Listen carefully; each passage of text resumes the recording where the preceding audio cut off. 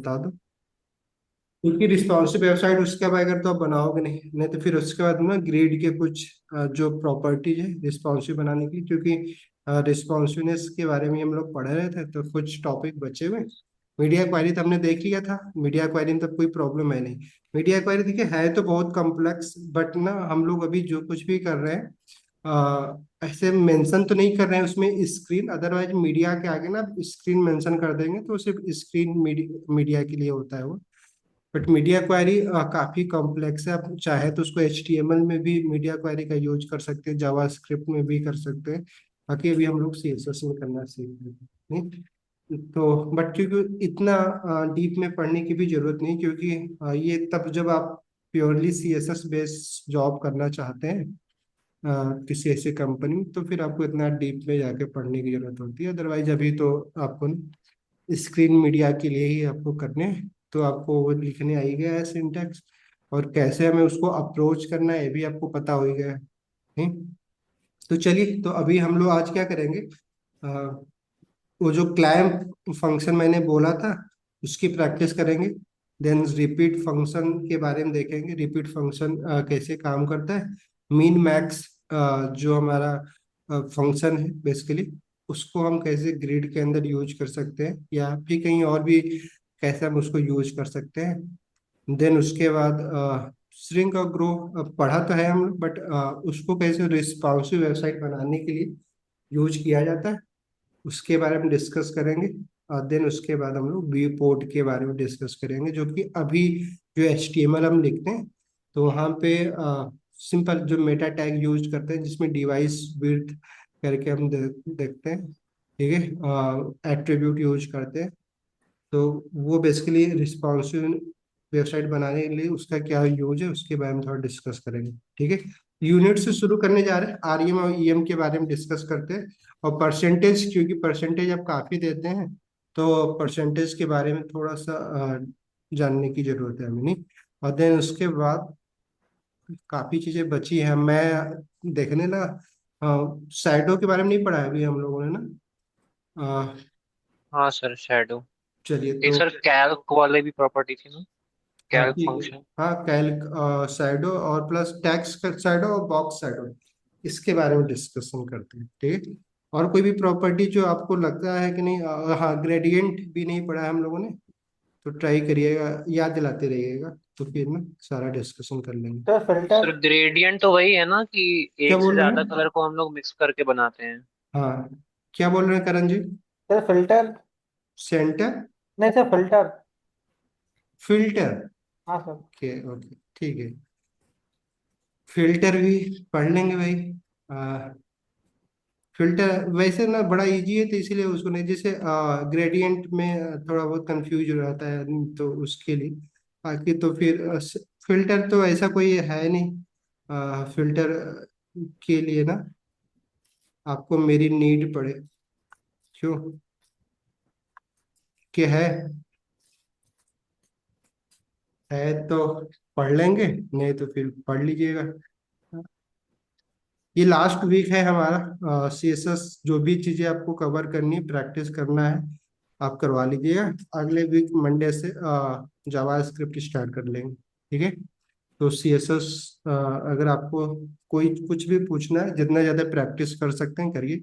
Monday से sure जावा script start कर लेंगे। चल तो, क्योंकि अभी है कुछ अभी हमें ना बेसिकली मास्किंग के बारे में पढ़ना है। मास्किंग जानते हैं हम लोग? क्यों नहीं जानते होंगे? No sir. Clip function masking, masking basically एक इमेज के कुछ पार्ट आप दिखाना चाहते हैं, बाकी पार्ट हाइड करना चाहते हैं, तो इसके लिए मास्किंग का यूज करते हैं। नहीं पढ़ा है कभी? क्या डेट आज 16? थोड़ा अपने से भी देख लिया करो भाई, जरूरी तो नहीं है कि सारी प्रॉपर्टी मैं ही कवर करवा दूं। अच्छा, मैं डॉक्यूमेंट दूंगा, डॉक दूंगा तो पढ़ोगे आप लोग? हाँ सर, दे दीजिए प्लीज। अ, सही अब बताओ। जरूरत है। अब पढ़ोगे तो ज्यादा बढ़िया रहेगा फिर ना, क्योंकि एक बार पढ़ लेंगे, आपको आता था, बट थ्योरी भी ना और भी अच्छी हो जाएगी, फिर आप पढ़ सकते हैं। बट वही है कि पढ़ने में सर आपका अब मन नहीं जब। नहीं सर, अब तो बहुत सी चीजें कवर कर ली है ना, तो हाँ आप भेज मतलब दीजिए तो अब आपको थोड़ा उसमें सा कोई समझ में भी आएगा। कोई प्रॉपर्टी ऐसी नहीं होगी कि जो आप पढ़े नहीं है, बट ना एक होता है ना स्टेप बाय स्टेप, अगर आप कई कोई चीज पढ़ लेते हैं तो, क्योंकि भी नोट्स तो आपने बनाया है, तो ट्राई करिएगा। अभी मैं ना सबको भेज दूंगा, फॉरवर्ड कर दूंगा, 1 वीक का टाइम भी है, तो आप ना उसको भी पढ़ने की कोशिश करिएगा। करीब 200 या 250 पेज का है PDF, तो फिर आराम से 15-15 20-20 पेज पढ़ने की कोशिश करिएगा, पढ़ लेंगे। क्योंकि पढ़े ठीक है सर। सारी प्रॉपर्टी ऑलरेडी पढ़ चुके हैं, तो आपको इतना ज्यादा ना और कुछ उसमें समझने की जरूरत नहीं, बस एक बार पढ़ना है और उसके थ्रू ना नोट्स बनाने की कोशिश करिएगा, तो आपकी थ्योरी काफी अच्छी हो जाएगी। ठीक है। हाँ, ठीक है।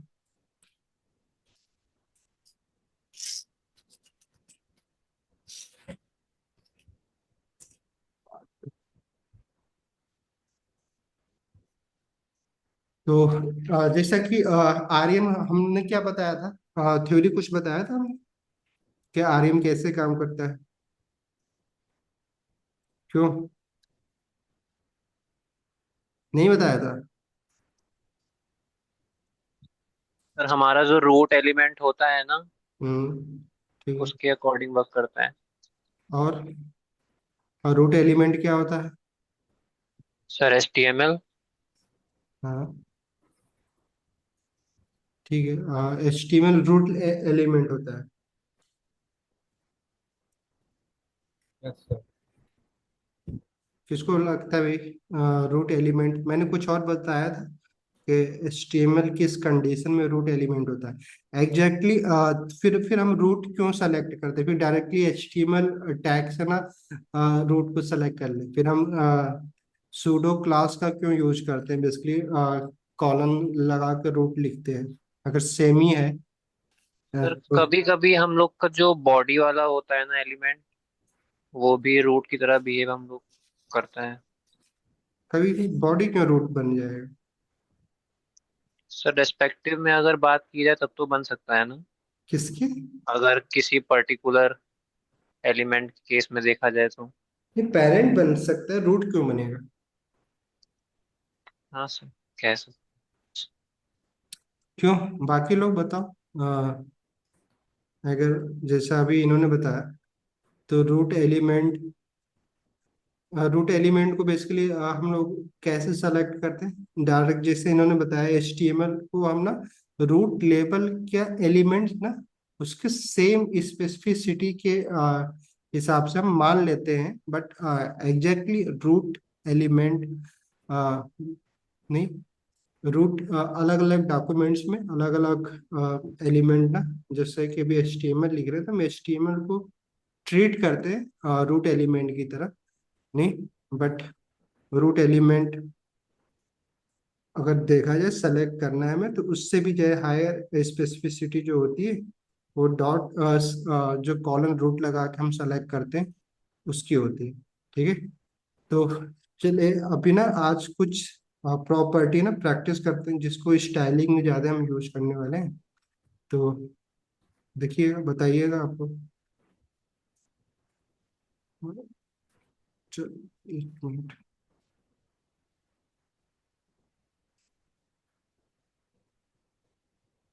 चलो,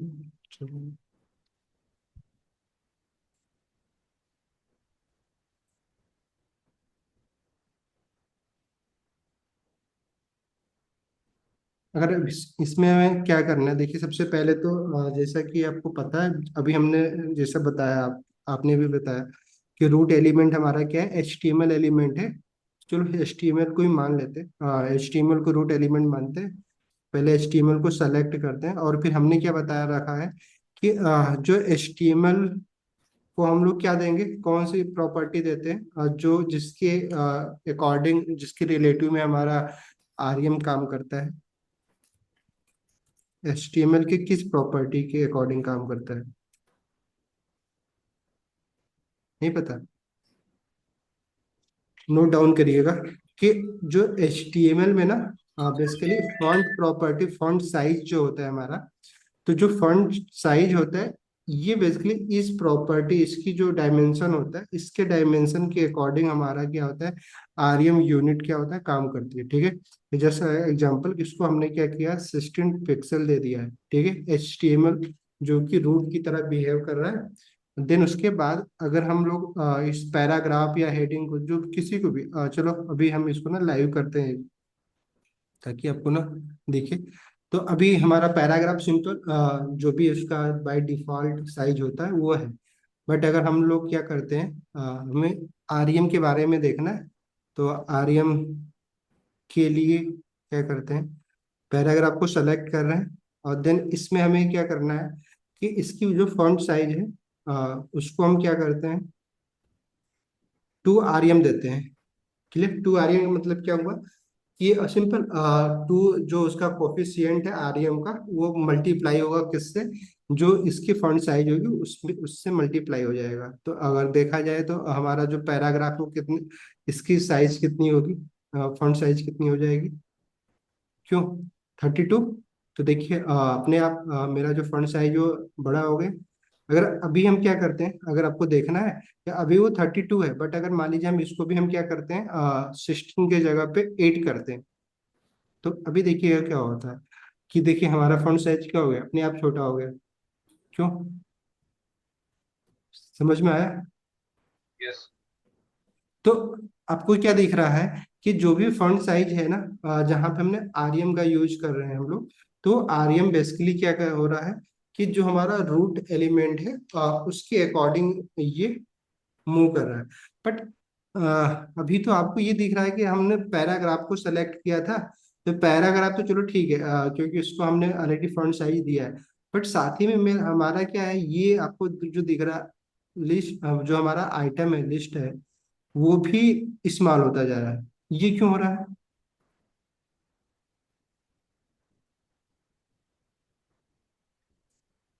कौन बताए? क्योंकि देखो ना, थ्योरी CSS में ना काफी लोग कंफ्यूज सर हो जाते क्योंकि हैं। हम लोगों ने HTML सेलेक्ट किया है ना, तो HTML में सारे एलिमेंट आ जाएंगे। ठीक है, हमने क्या किया है कि HTML को फॉन्ट साइज दिया है, नहीं, तो इसीलिए हमारा लिस्ट भी हो रहा है। क्यों हो रहा है, क्योंकि जो HTML है हमारा, वो क्या है, लिस्ट का पेरेंट है। क्यों नहीं है, ये जो यस लिस्ट सर। लिस्ट है वो क्या है कि ये जो HTML हमारा हेड है उसके अंदर ही तो है, बेसिकली HTML का डिसेंडेंट है। तो हमने जो रूल्स बताया था, क्या रूल्स बताया था कि कैस्केड जो बेसिकली होता है, कैस्केड का मतलब क्या है कि बेसिकली जो हमारे जो भी प्रॉपर्टी है ना, वो टॉप टू बॉटम क्या होती है, सिंपल डिस्ट्रीब्यूट होती है। तो अगर मान लीजिए जो पेरेंट की प्रॉपर्टी है, जैसा कि रियल लाइफ में ये देखते हैं कि जो पेरेंट की प्रॉपर्टी होती है वो, अपने आप जो उसके चाइल्ड होते हैं वो उसको क्या कर लेते हैं, इनहेरिट कर लेते हैं, नहीं, सही है। तो वैसे ही कि अगर हमने क्या किया है कि यहाँ पे जो हमारा पेरेंट है, पेरेंट क्या है यहाँ पे, हमारा HTML है। HTML को हमने क्या दिया है, फॉन्ट साइज दे दिया है। और उसका जो डिस चाइल्ड तो नहीं बोलते, चाइल्ड भी बोल दो या डिसेंडेंट बोलना सही रहेगा, क्योंकि कई लेवल नीचे है हमारा LI। बट फिर भी चलो हम चाइल्ड बोल दे रहे हैं अभी, बट रियली में है तो ये डिसेंडेंट। ठीक है, तो ये जो चाइल्ड होगा, अगर इसको अपनी प्रॉपर्टी है इसके पास फॉन्ट साइज, तब तो ये अप्लाई होगा। ठीक है, अब बट अगर नहीं, इसको हमने कोई भी प्रॉपर्टी नहीं दिया है, और वो प्रॉपर्टी ऑलरेडी इसके पेरेंट जो हमारा LI है, और ये हमारा HTML है जिसको हम पेरेंट बोल रहे हैं, तो LI क्या करेगा, अपने पेरेंट से क्या इनहेरिट कर लेगा। अच्छा, ये पेरेंट HTML पे है, नहीं, बट अगर मान लीजिए हम यहाँ पे क्या करते, यूएल को भी ना एक साइज देते, तो फिर क्या होता, अगर मान लीजिए हम यूएल को सेलेक्ट करें, यूएल भी तो इसका पेरेंट है, या चलो बॉडी को सेलेक्ट कर लेते हैं, बॉडी को सेलेक्ट करें और उसको भी एक फॉन्ट साइज दें, नहीं, चलो यहाँ पे कर लेते हैं। तो फिर बताइएगा कि हमारा जो आइटम है वो कैसे आप काम करेगा।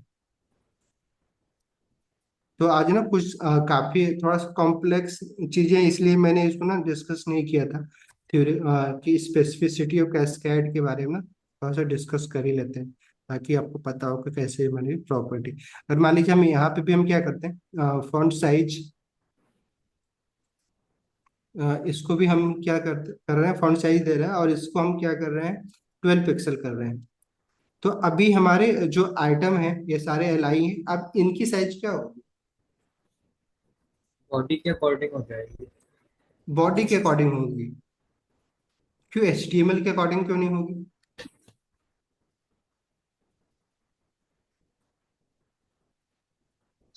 क्यों? Akanksha ji, sir sir direct parent HTML के का अकॉर्डिंग ही रहेगा।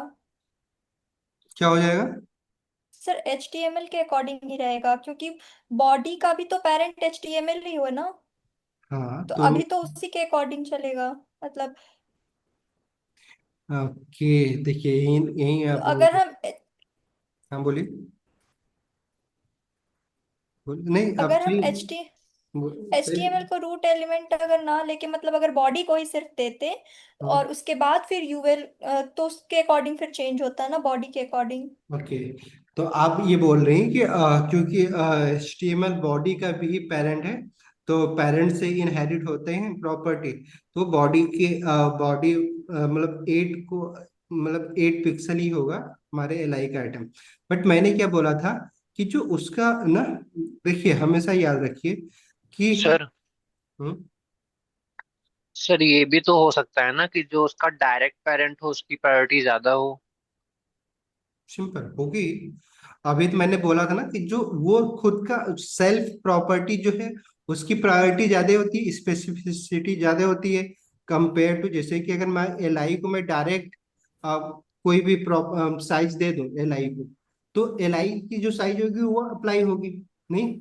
फिर आइटम पे भले, मतलब HTML पे भले फॉन्ट साइज हमने दिया, फॉन्ट साइज ये तो अप्लाई नहीं होगी ना।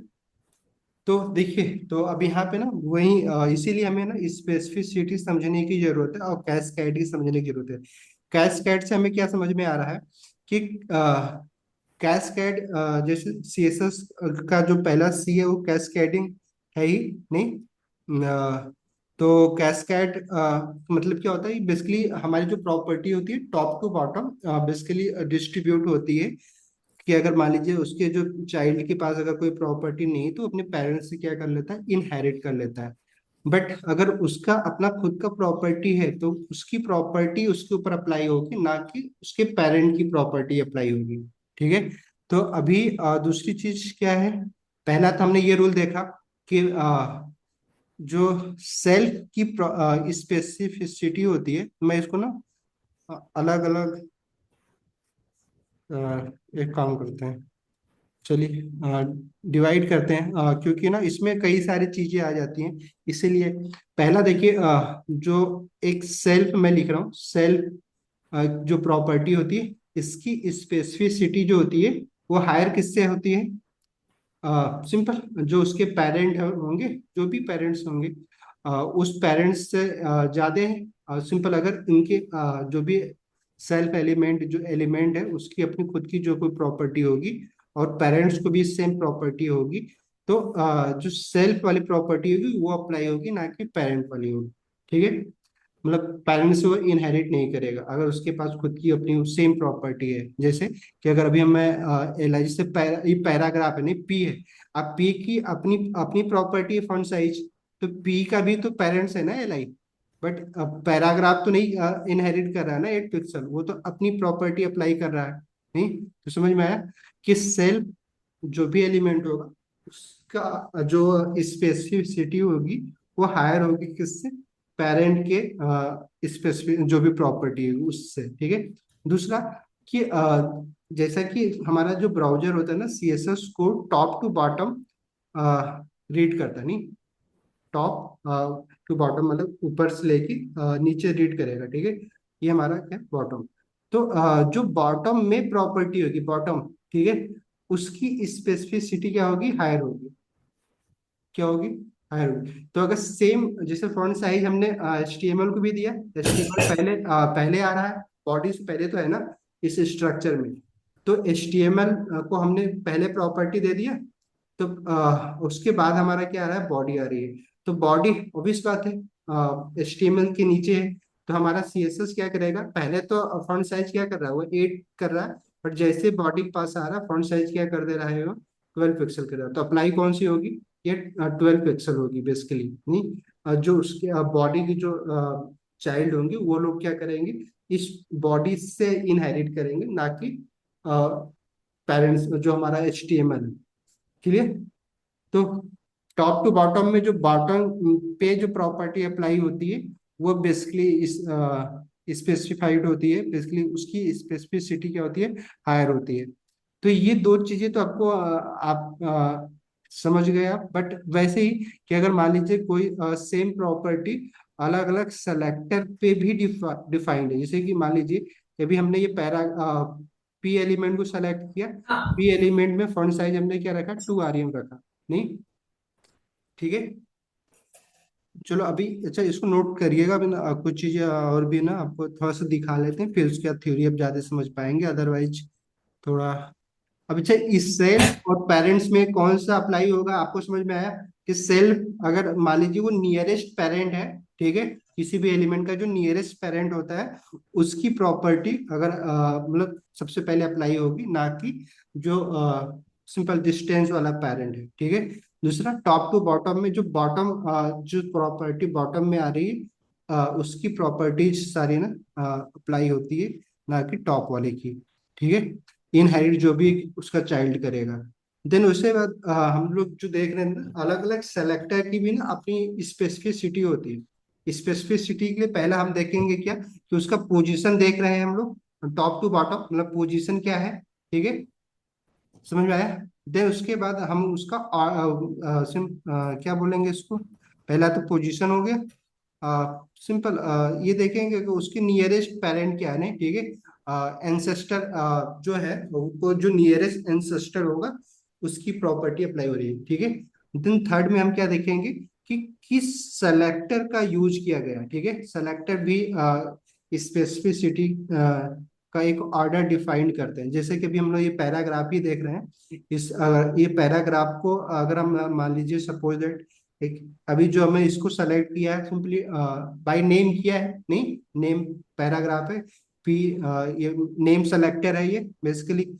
तो यहाँ पे अगर हम चाहें तो आईडी सेलेक्टर भी दे सकते हैं, पैराग्राफ को दिया जा सकता है। तो चलिए एक बार ना देख के देखते हैं, इसको समझ लीजिएगा आज आप लोग। तो अभी क्या करते हैं कि पैराग्राफ पे ना सिंपली एक आईडी और क्लास दोनों बनाते हैं, ताकि आपको और भी अच्छे समझ में आए।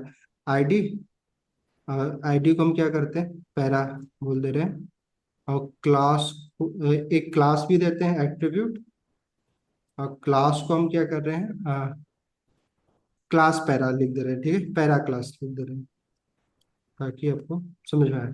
तो अगर मान लीजिए कि हम क्लास को सेलेक्ट करें, पैरा क्लास, और देन उसके बाद हम इसको सेम प्रॉपर्टी दें, फॉन्ट साइज दें, और इसको भी अगर हम मान लें 2 rem ही देते हैं, इसको चलो 3 rem देते हैं, ताकि ना आपको समझ में आए, rem दे रहे हैं। और देन सेम पैराग्राफ को हम लोग क्या कर रहे हैं, आईडी से भी सेलेक्ट कर रहे हैं, ठीक है। आईडी क्या दिया है हमने, इसको पैरा दिया है।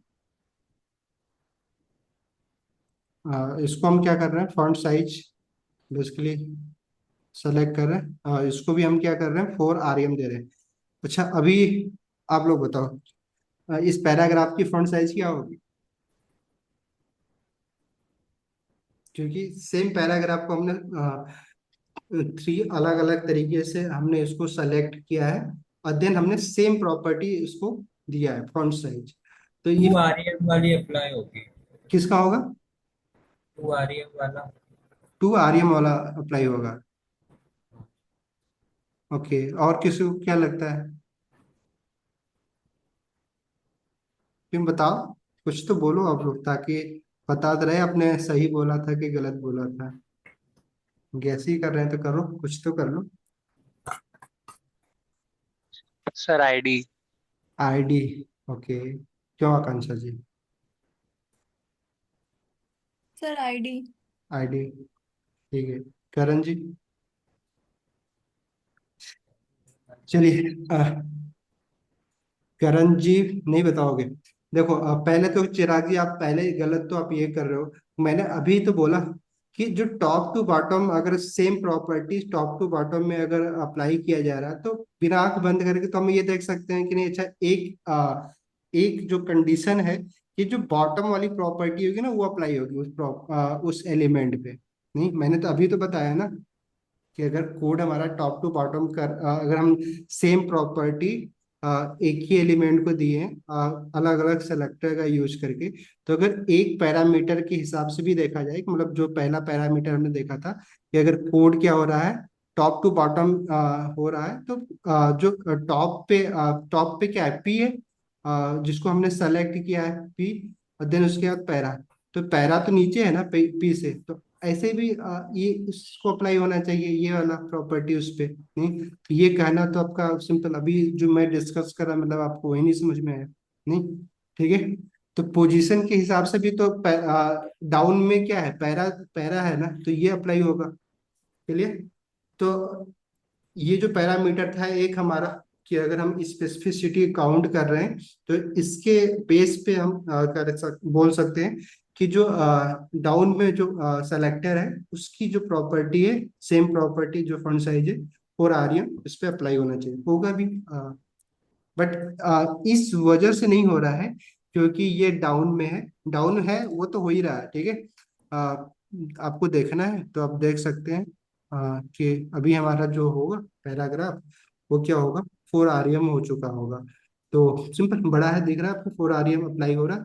नहीं, तो सिंपल 2 rem नहीं है, ये 4 rem ही है। अगर आपको लगता है कि नहीं 2 rem ही होगा, तो आप जब इसको कमेंट करेंगे तो आप सिंपल वो वाला देख सकते हैं कि अभी 2 rem पे सिंपल छोटा दिख रहा है, नहीं क्योंकि 16 पिक्सल ही होगा 2 rem पे, 4 rem पे 32 पिक्सल हो जा रहा है। क्लियर। तो मतलब क्या अप्लाई हो रहा है, पैरा अप्लाई हो रहा है, बट सिर्फ इसी के बेस पे पैरा अप्लाई नहीं हो रहा। दूसरा क्या है कि दूसरा कंडीशन मैंने क्या बताया कि जो सेलेक्टर होते हैं ना इनकी भी अपनी खुद में स्पेसिफिसिटी होती है ना, किसी की हायर होती है किसी की लोअर होती है। तो जो ये जो पहला सेलेक्टर जिसको हम क्या बोल रहे हैं, नेम सेलेक्टर बोल रहे हैं। नहीं, ये हमारा क्या है, इसको नाम देते हैं हम, क्या देते हैं, नेम सेलेक्टर। ठीक है, समझ में आया। अब जो सेलेक्टर, और ये हमारा क्या है, क्लास है, सिंपल क्लास सेलेक्टर है। क्लियर। और ये हमारा क्या है, आईडी सेलेक्टर है। वैसे ही अगर हम लोग क्या करते हैं, हावर लगा, मतलब ये सूडो सेलेक्टर होता है। क्यों होता है। और ये जो हमारा होता है क्या होता है, सूडो एलिमेंट सेलेक्टर। लो, तो अलग अलग सेलेक्टर के टाइप होते हैं, और देन उसके बाद अगर हम इसको दो सेलेक्टर को मर्ज करते हैं तो हमारा क्या हो जाता है, कंबाइन सेलेक्टर हो जाता है। क्यों, ऐसा ही होता है। कॉम्बिनेशन सेलेक्टर बोलते हैं उसको। अगर हम दो पैराग्राफ, मतलब ये नेम सेलेक्टर या सिंपली क्लास सेलेक्टर को, दो को एक में मर्ज कर सकते हैं। और भी स्पेसिफिक, अगर मान लीजिए हम इसी पैराग्राफ को सेलेक्ट कर रहे हैं तो ये सेलेक्टर के टाइप्स हमने पढ़ा तो है ना, क्यों नहीं पढ़ा है? बोलो तो सही। ये सब पढ़ा है। पढ़े। तो ये जो सेलेक्टर की टाइप्स है ना, इनकी अपने आप में क्या है, एक स्पेसिफिसिटी ऑर्डर है। कि अगर हमने नेम सेलेक्टर यूज किया है तो इसकी स्पेसिफिसिटी कुछ होगी, क्लास किया है तो क्लास होगी, पैरा हमने आईडी किया तो आईडी की एक अपनी स्पेसिफिसिटी है। और ये सूडो एलिमेंट और सूडो क्लास, नहीं तो ये सूडो क्लास और pseudo element, simply pseudo class basically क्या है, एक स्टेट को डिफाइन करता है एलिमेंट को। सूडो एलिमेंट सेलेक्टर जो होता है वो बेसिकली उस एलिमेंट की किसी पर्टिकुलर पार्ट को अगर हमें सेलेक्ट करना है, स्टाइल करना है, तो हम सूडो एलिमेंट को सेलेक्टर का यूज करते हैं। ठीक है। तो अभी इसके बेस पे एक ऑर्डर बना लिया जाए कि अगर कौन सा सेलेक्टर है तो कौन सा सेलेक्टर की स्पेसिफिसिटी क्या होगी, हायर होगी। तो जैसा कि ना आपको पता चल रहा है कि जो किसी भी डॉक्यूमेंट में आईडी सिर्फ क्या होती है, एक ही तो होती है ना। एक नाम की एक ही आईडी हम यूज कर सकते हैं एक डॉक्यूमेंट में, एक पेज पे। ये तो थ्योरी हमने पढ़ रखी है। क्यों नहीं पढ़ रखी? पढ़ अब रखी। पढ़े। तो यस। बेसिकली अब इस बात ये ज्यादा स्पेसिफिक होगा ना, क्योंकि अगर मान लीजिए जैसे कि आपके क्लास में सिंपल अगर अभी अपना जो भी अटेंडेंस होता है, एक नाम के दो बच्चे हो सकते हैं, नहीं बट एक रोल नंबर के दो बच्चे नहीं हो सकते हैं। सही बात है। तो रोल नंबर ज्यादा स्पेसिफिक है कंपेयर टू नेम। नहीं, नहीं समझ में आया कि अगर आप अगर एक क्लास में अगर हर एक बच्चे को एक रोल नंबर डिफाइन किया गया है, ठीक है, और देन क्योंकि बच्चों का नाम सेम हो सकता है, बट अगर हमने एक नाम पे एक रोल नंबर डिफाइन किया है, तो सिंपल वो रोल नंबर सेम नहीं हो सकता। सिंपल, अगर सेम नाम के भी उनको भी अलग अलग नंबर मिला होगा, नहीं, रोल नंबर। तो वैसे आईडी क्या है कि आईडी मतलब ये क्लियर है कि अगर इस पैरा नाम की जो आईडी है ना, इस पूरे पेज में सिर्फ एक ही हो सकती है। नहीं, ये आईडी की कंडीशन है कि अगर आप सेम नाम की अब दूसरी आईडी हम नहीं यूज कर सकते। तो ऑब्वियस बात है कि ये ज्यादा स्पेसिफिक है, तो हम स्पेसिफिसिटी ही देख रहे हैं, तो इसकी स्पेसिफिसिटी क्या है, सबसे ज्यादा है। नहीं, अगर आपको लग रहा हो ना, देख पता मतलब आपको तो कि ना, क्योंकि स्पेसिफिसिटी काउंट करने का ना कोई एग्जैक्ट तरीका नहीं है, बट ना हम इसको ना एक नंबरिंग कर सकते हैं अपने हिसाब से, तो उसके हिसाब से बस वो नंबरिंग मैं कर रहा हूँ, ठीक है। बट प्रैक्टिस से एक दो बार आप पढ़ लेंगे तो खुद ही अपने आप ना आपको पता चलता जाएगा। तो पैरा बेसिकली जो आईडी सेलेक्टर होता है उसकी स्पेसिफिसिटी क्या होगी, हायर होगी, ठीक है। उसके बाद ऑब्वियस बात है जो हमारा क्लास सेलेक्टर है उसकी स्पेसिफिसिटी ऑर्डर होगी, मतलब अगर ऑर्डर दिया जाए तो ये दूसरे नंबर पे आएगा। देन उसके बाद हमारा जो ये हमारे सूडो सेलेक्टर है, ठीक है, और इन सेलेक्टर ये सारे सेलेक्टर आते हैं, पैराग्राफ सेलेक्टर आते हैं, ठीक है। तो इन ये सारे आते हैं। सबसे कम बेसिकली अगर देखा जाए तो हमारा जो नेम सेलेक्टर होता है, ये नेम सेलेक्टर का हमारा उस उससे भी कम किसका होता है, यूनिवर्सल सेलेक्टर का, ठीक है। सबसे कम यूनिवर्सल सेलेक्टर को अब हम बोल सकते हैं, इसका स्पेसिफिसिटी ऑर्डर क्या है, 0 बोल सकते हैं, और इसको अगर हम देखा जाए तो इसको 1 बोल सकते हैं। तो ऑब्वियस बात है 0 से 1 ज्यादा है। अगर फिर उसके बाद अगर ये जो हमारा क्लास सेलेक्टर है, क्लास सेलेक्टर को हम 2 नंबर दे सकते हैं, और वैसे जो हमारा पैरा है उसको हम 3 दे सकते हैं। देने के लिए आपकी मर्जी, नंबर कुछ भी करिए, बस आपको ये समझना है कि अगर पैराग्राफ सॉरी जो हमारा आईडी सेलेक्टर का अगर हम यूज कर रहे हैं तो वो ज़्यादा स्पेसिफिसिटी उसकी होगी। तो ऑब्वियस बात है उसके अंदर जो हम प्रॉपर्टी अप्लाई करेंगे वो अप्लाई होगा, ना कि क्लास वाला अप्लाई होगा। क्लियर। देन उसके बाद सबसे हायर जो होता है एक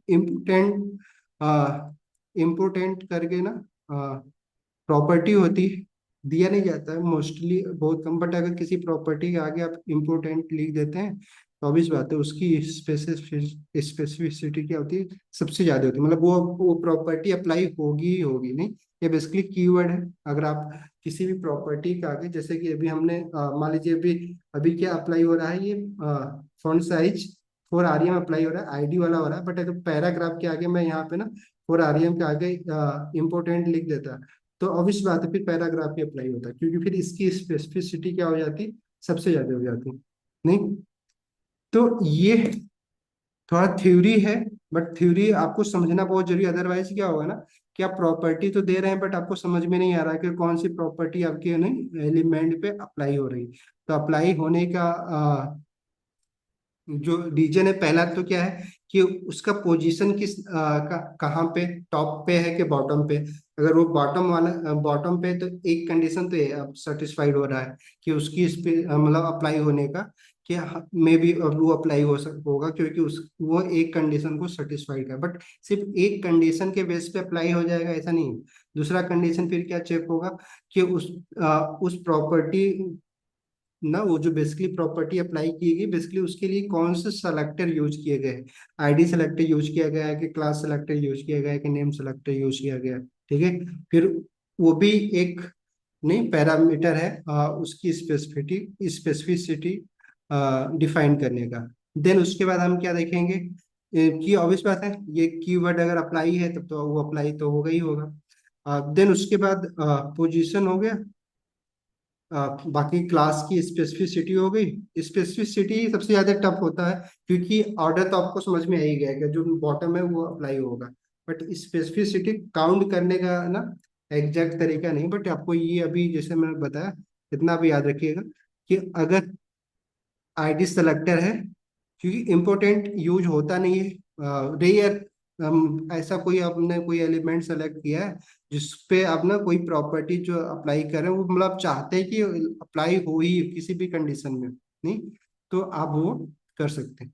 थर्ड, जो पैरामीटर होता है किसी भी प्रॉपर्टी के अप्लाई होने का, उसको क्लियर डिसाइड कर लेते हैं, डिस्कस, ठीक है। तो भी समझ में आया, पोजीशन समझ में आपको आ गया, प्लस उसके बाद ये सेलेक्टर के बारे में समझ में आ गया कि सेलेक्टर भी डिफाइन करते हैं कि बेसिकली कौन सी प्रॉपर्टी अप्लाई होगी।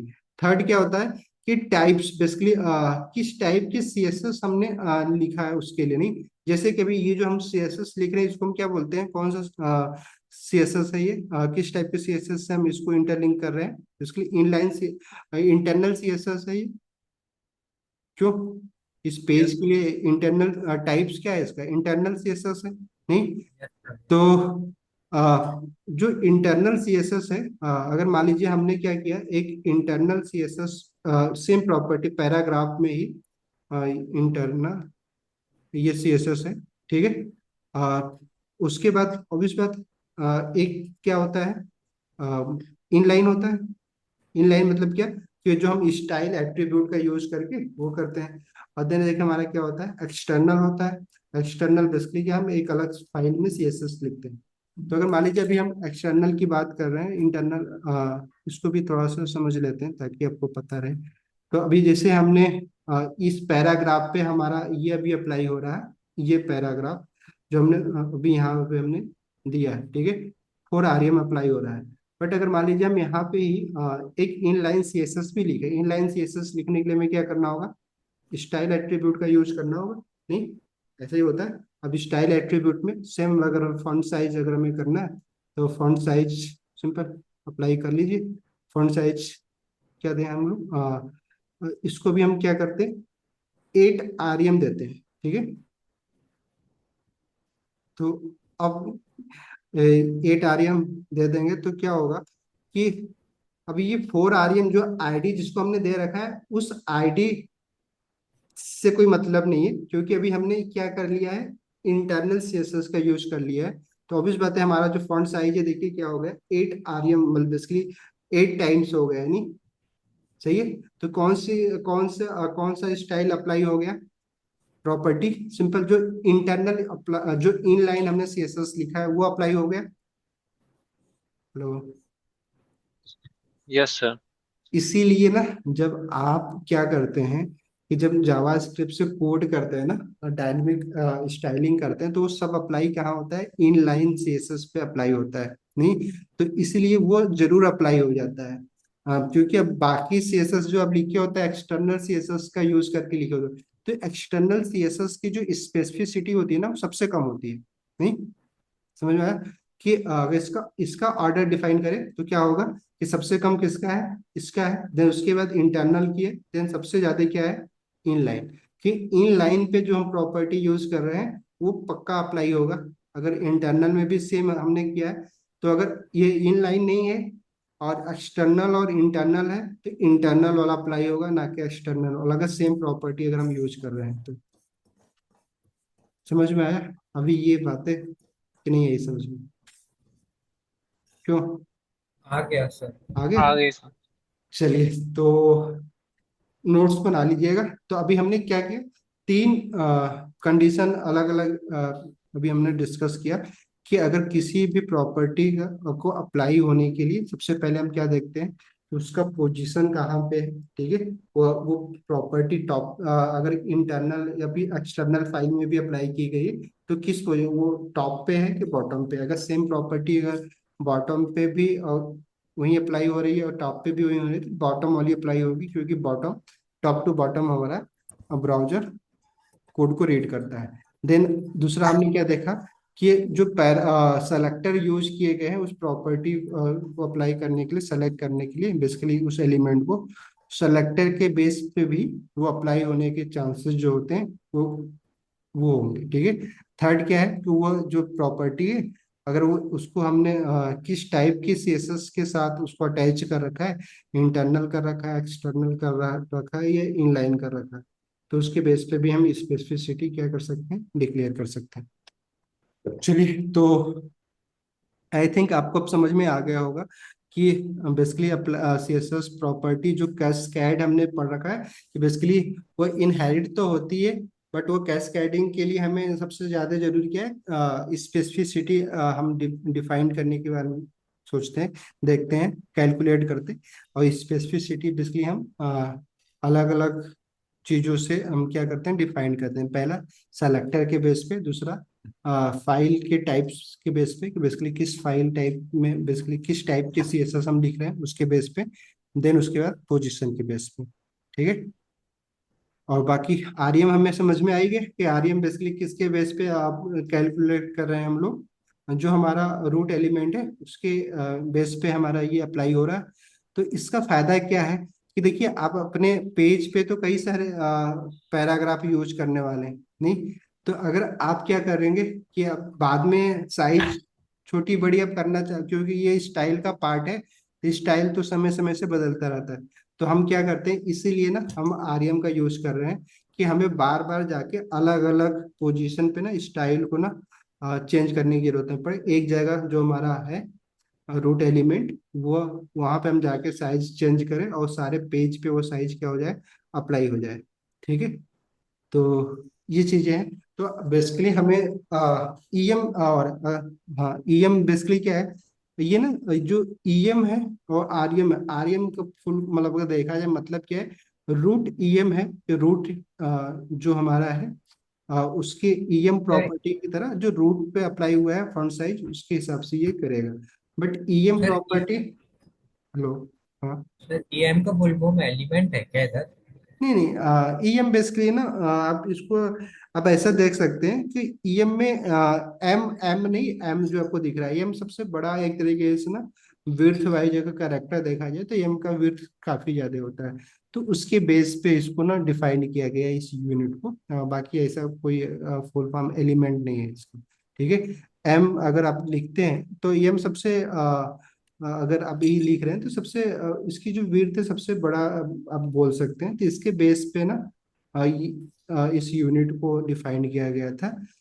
बट उसी में ईएम के, ईएम बेसिकली क्या है कि ये अपने खुद के एलिमेंट पे जो फॉन्ट साइज है उसके हिसाब से भी वेरी करता है, प्लस उसके जो पेरेंट होते हैं वो उसके भी फॉन्ट साइज बेसिकली जो हमारा होता है उसको भी ये इनहेरिट करते हैं। तो इनहेरिट बेसिकली क्या है कि अगर मान लीजिए हमने जो ये एलिमेंट है पी है, इसको हमने क्या दिया, 2 ईएम दिया, बट इसका जो पेरेंट है बॉडी, इसको हमने क्या 3 ईएम दे दिया नहीं, और इस बॉडी का भी पेरेंट क्या है एचटीएमएल, उसको हमने 4 आरईएम दे दिया नहीं। तो ये इनहेरिट करेगा बॉडी से, बॉडी इनहेरिट करेगा उससे। तो बेसिकली ना आप उसको कैलकुलेट नहीं कर पाते हैं, तो इन ईएम का ना कम से कम यूज करिएगा, ना ही करें तो ही सही है। ठीक है। क्योंकि इसको कैलकुलेट कर पाना थोड़ा सा मुश्किल होता है, क्योंकि कई सारे चीजों पे ना ये डिपेंड करता है। ठीक है। तो ईएम आप ना दीजिए, बस आरएम दीजिए। और देन उसके बाद परसेंटेज मोस्टली हम देते हैं परसेंटेज, क्योंकि एक किसी भी पार्टिकुलर एलिमेंट का ही हम परसेंटेज निकालते हैं ना, कि परसेंटेज तो किसी न किसी के रिलेटिव ही परसेंटेज हो सकता है किसी भी चीज के। तो परसेंटेज बेसिकली हमेशा ना पेरेंट एलिमेंट जो होगा, जो एलिमेंट जैसे कि पैराग्राफ का इसका जो पेरेंट क्या है, बॉडी है, तो बॉडी के रेफरेंस में हम इसका परसेंटेज निकाल सकते हैं। नहीं, नहीं समझ में आया सर कि जो परसेंटेज होगा वो हमेशा जो जो एलिमेंट होगा जिसको आप परसेंटेज में देना चाह रहे हैं, कुछ भी डायमेंशन देना चाह रहे हैं, तो वो किसके अकॉर्डिंग वेरी करेगा, जो उसका पेरेंट होगा, जो कंटेनर होगा उसकी उसको जो आपने साइज दे रखा है उसके अकॉर्डिंग वो वेरी करेगा। जैसे कि अभी हमारा ये जो पैराग्राफ है, ठीक है, इस पैराग्राफ को अगर हम परसेंटेज में इसकी विड्थ डिफाइंड करें तो ऑब्वियस बात है ये किसके अकॉर्डिंग वेरी करेगा, बॉडी के हिसाब से वेरी करना चाहिए उसको। करके देखें। चलिए, तो अभी हम क्या करते हैं कि पैराग्राफ को ना विड्थ देते हैं, कितना दे रहे हैं, चलो 50% कर रहे हैं। तो 50% अगर करेंगे तो सिंपल कितना हो जाएगा, हाफ हो जाए होना चाहिए हमारे विड्थ का अगर देखा जाए। तो ये है पैरा, 1 मिनट। और क्या अप्लाई हो रहा है इसमें? फॉन्ट साइज हो गया, 2 REM सिस्टम से, चलो 1 REM कर लेते हैं अभी। हाँ, और क्या करना है हमें? हाँ चलो बॉर्डर भी प्रॉपर्टी देते हैं एक थोड़ा सा, ताकि आपको देखें। बॉर्डर क्या है? 2 पिक्सल, सॉलिड रेड। ठीक है, तो अगर अभी देखेंगे तो देखिए कुछ कितना, कितने परसेंट दिख रहा है आपको ये? 2 REM दिख रहा है। 50%। क्यों? सॉरी, हाफ दिख रहा है हमारे विड्थ का। क्यों दिख रहा है? क्योंकि जो हमारी बॉडी है, बॉडी की अगर बॉडी पे अगर आप बॉर्डर दे के देखेंगे तो बॉडी का हाफ होगा वो। इसको अगर हम बॉर्डर देंगे तो सिंपली क्या है, चलो 2 पिक्सल, सॉलिड ब्लू।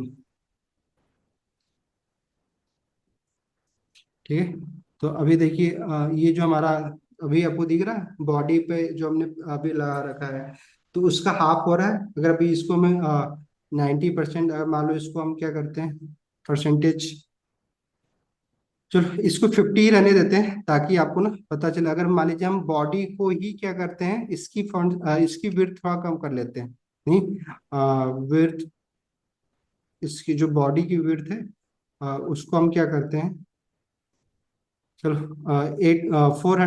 500 कर लेते हैं, तो 500 पिक्सल। तो देखिए अभी ये क्या होगा कि हमारी बॉडी होगी। अब इस बॉडी का भी क्या हो गया, ये 50% हो गया। तो 50% देख रहे हैं आप कैसे वेरी कर रहा है कि जो उसका पेरेंट है उसके अकॉर्डिंग ये अपने आप 50% एडजस्ट कर ले रहा है। तो जब भी आप परसेंटेज दे रहे हैं तो आप हमेशा याद रखिए कि ये परसेंटेज 50% पूरे पेज का परसेंटेज नहीं है, बल्कि क्या है उसके पेरेंट को जो आपने विड्थ दे रखा है।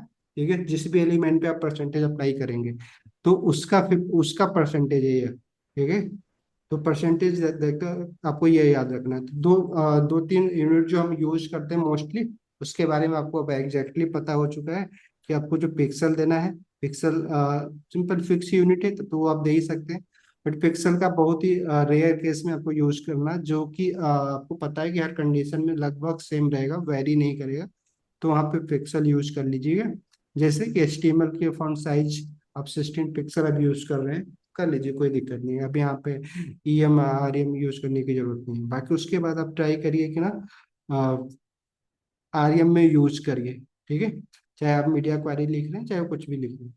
तो देन उसके बाद परसेंटेज आप जैसे आप देख पा रहे हैं, तो इमेजेस में अब मोस्टली अब क्या करते हैं कि जब हम इमेजेस का यूज करते हैं या वीडियोज का यूज करते हैं, हम वहाँ पे परसेंटेज में देते हैं, क्योंकि हम चाहते हैं, क्योंकि इमेज या वीडियो हम किसी न किसी पार्टिकुलर कंटेनर में ही अप्लाई करते हैं। हम चाहते हैं कि पूरा कंटेनर जो भी हो उसको वो कैप्चर कर लो, 100% रहे। तो वहाँ पे हम क्या करते हैं, परसेंटेज में यूनिट देते हैं जब भी हम कोई मल्टीमीडिया का यूज करते हैं। तो क्लियर, समझ में आया? Yes sir. चलिए, तो यूनिट तो आपको समझ में आ गई। देन अभी अभी हम क्या करते हैं, रिस्पॉन्सिव, क्या बोला था मैंने और कुछ? हाँ, कि आपको क्या करना है आइटम पे कुछ, अगर मान लीजिए भी ये, अगर इसको मैं ऑर्डर करता हूँ तो ऑर्डर, ऑब्वियस बात है या अनऑर्डर ही कर रहे हैं, तो अभी ये डॉटेड आपको दिख रहा होगा, लाइन दिख रही जो सिंपल आइटम के आगे जो लाइन है वो डॉटेड दिख रही होगी आपको। तो वो डॉटेड जो स्टाइल है, अभी पैराग्राफ हटा दें, चलो इसको ना करते हैं कमेंट कर दे रहे हैं ताकि ना आपको देखे बाद में, अगर आप देखना चाहें तो।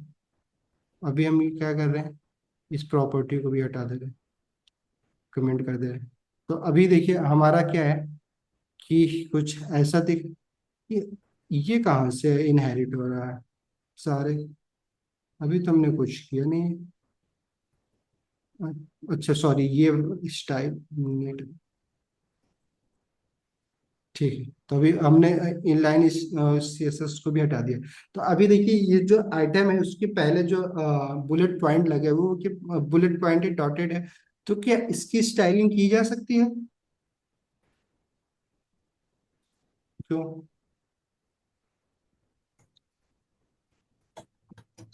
मतलब इसका शेप वगैरह चेंज करना हो ना, हाँ से। मतलब कुछ भी करना। हम्म। हाँ कर सकते हैं। कैसे करेंगे? सर लिस्ट स्टाइल टाइप हमें ही चेंज करना पड़ेगा। करवाओ। लिख दीजिए सर, लिस्ट स्टाइल टाइप। ठीक है। चलिए, तो हमें पहले एल आई को सेलेक्ट कर ले रहे हैं। चलो यूएल के अंदर जो एल आई है, ठीक है, करने की जरूरत है नहीं, अभी एल आई सेम ही है तो एल आई कर ले रहे हैं। ठीक है, चलिए। तो लिस्ट स्टाइल आप बोल रहे हैं ना, टाइप किस यस सर, टाइप टाइप चलिए। टाइप। चलिए, तो क्या करेंगे अब यहाँ पे?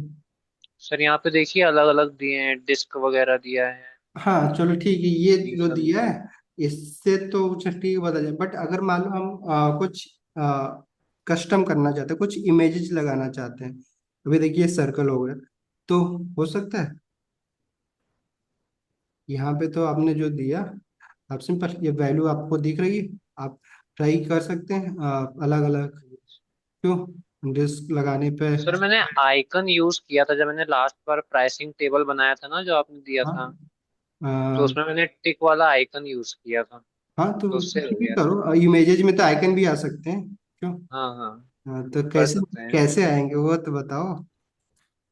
सर उसकी भी एक तरीके से हम लोग लिस्ट बना के ही पुटिंग कर सकते हैं उसका। क्या कर मैंने तो ऐसे सकते ही हैं? किया था लास्ट टाइम। क्या कर सकते हैं? सर उसका भी मैंने लिस्ट बना करके कर दिया था, फिर उसके बगल में कंटेंट अलाइन कर दिया था। नहीं जी, वैसा नहीं करना है। अभी यहाँ पे तो कर सकते हैं ना। सर हम लोग वो कर सकते हैं, एक लिस्ट आइटम में ऐड इमेज कर सकते हैं, एक ऐड। हाँ इमेज कर सकते, इमेज करना ही है तो कैसे करेंगे इमेज? आईएमजी लगा दें, टैग? नहीं नहीं, वो उसमें एक प्रॉपर्टी होती है, लिस्ट आइटम इमेज। नहीं नहीं, लिस्ट आइटम इमेज तो हमें कोई प्रॉपर्टी नहीं देगी। आइटम नहीं, हाँ, शायद स्टाइल ये शायद। अच्छा ये लिस्ट स्टाइल इमेज। जी हाँ, तो अभी क्या करेंगे यहाँ पे फिर? कैसे अप्लाई करेंगे ये? सर इसमें यूआरएल दे देंगे sir, element flag. Simple URL दे देंगे ना, किसका यूआरएल देंगे? उस इमेज का दे देंगे जो इमेज हम यहाँ पे अप्लाई करना चाह रहे हैं। तो इमेज सिंपल, हमें कौन सा इमेज अप्लाई करना है? जैसे कि अभी आप बोल रहे थे कि हम क्या करना चाह रहे थे कि अगर टिक का इमेज करना चाह रहे हैं, तो आप सिंपल टिक इमेज आइकन होता है, अगर आप चाहें तो आइकन डाउनलोड कर लीजिए, या तो सिंपली आप उसका डायरेक्टली उसका जो यूआरएल होता है एड्रेस कॉपी कर लीजिए। टिक सिंपल अगर आपको करना है, हाँ यही है, फ्री इमेज, आप इसको डाउनलोड कर लीजिए, जो भी आपको इमेज टिक सिंबल पे लगाने हैं। नहीं, ये है, जैसे मान लो हमें ये करना है, तो इसको हम सिंपली पहले तो विजिट कर लो, आप चाहो तो इसको डाउनलोड कर लीजिए, या तो फिर आप यहाँ जैसा कि पहले हम लोग कर रहे थे, इसका कॉपी एड्रेस कर लीजिए। तो भी हम क्या करते हैं, इसको डाउनलोड करते हैं। नहीं, सिंपल डाउनलोड करने के बाद हमें क्या करना होगा, सिंपली अपने फोल्डर में लेके आना होगा इसको।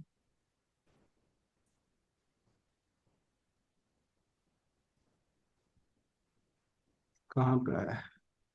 ये आ गया। और इसको सिंपली कहाँ पे लेके आ गए? 16 जून पे ले आ गए। और फिर हमें क्या करना होगा, इसका पाथ देना होगा। तो पाथ दीजिए। क्या होगा, क्योंकि सेम फोल्डर में डॉट स्लैश लगा के ओके का हमने लगा दिया, तो अभी क्या होगा, सिंपली जो हमारे क्या हो गए, ये तो सब गायब हो गए। हमने ऐसा क्या कर दिया? क्यों?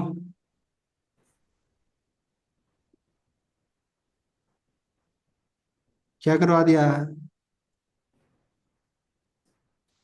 चिराग जी? ऐसा क्या करवा दिया भाई? ये सारे के सारे गायब हो गए? गायब नहीं हुए। अभी क्या हो गए हैं कि जो इमेज की साइज है वो कुछ बड़ी है, तो अब इमेज की साइज कैसे छोटी की जा सकती है? क्यों? इमेज तो अभी शो हो नहीं रहा है।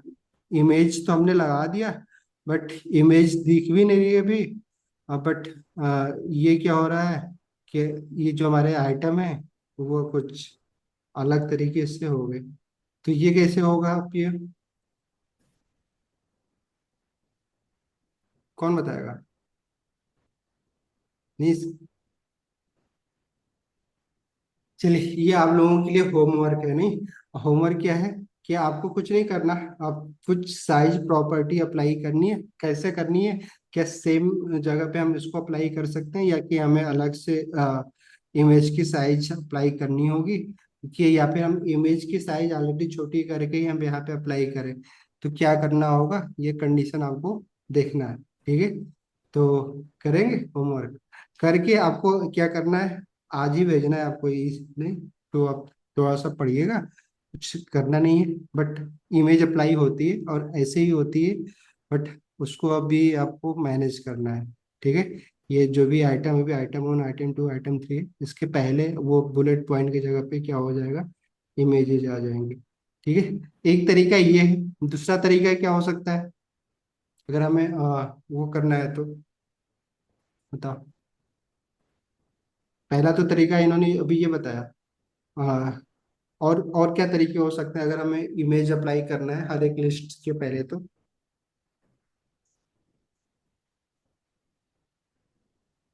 क्यों आकांक्षा जी? बताओ, कुछ तो बोलो। पढ़ा तो होगा। आ, सर और तो कोई तरीका मुझे नहीं पता। अच्छा, अभी देखिए ना, पहले चीज देखिए। आप लोग क्या करते हो, प्रॉपर्टी याद करो नहीं?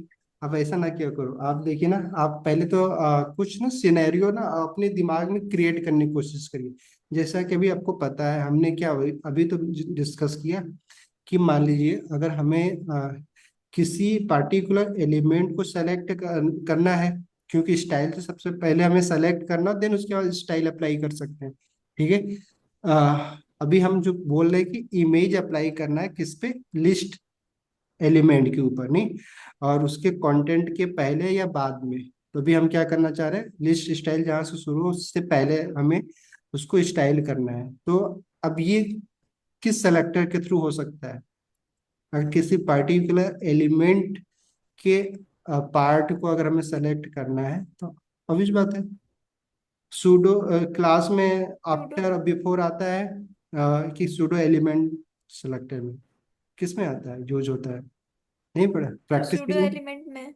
सूडो एलिमेंट में नहीं, तो वहां पे वो भी तो कर सकते हैं कि पहले हमने क्या किया, यहाँ पे हमने इसको पहले नन कर दिया, जो भी हमारा एल आई है, उसको उसके जो बुलेट पॉइंट है उसको हमने क्या कर दिया, लिस्ट स्टाइल इसका पहले हमने क्या कर दिया, नन कर दिया। ठीक है, सर्कल नन होता है, नहीं नन कर दिया तो हमारा बुलेट पॉइंट खत्म हो जाएगा यहाँ से, अप्लाई तो हो जाओ। और देन उसके बाद हम क्या कर रहे हैं कि आप इसी एल आई को सेलेक्ट करिए, देन इसके बाद इस पे क्या अप्लाई करिए, सिंपल बिफोर का यूज कर लीजिए, बिफोर से पहले आपको करना है। और इसके बाद यहाँ पे आपको क्या करना है, कंटेंट का यूज करना है। कंटेंट में आपको क्या करना है, आप चाहे तो यूआरएल का इमेज का यूज करके देन से इमेज अप्लाई कर लीजिए। नहीं, अदरवाइज अभी के लिए हम इमेज नहीं यूज करें, बट आप यूआरएल जब एक बार देख लीजिएगा तो वो कर लीजिएगा। अभी हम क्या कर रहे हैं, एक इमोजी यूज कर ले रहे हैं। नहीं, सॉरी।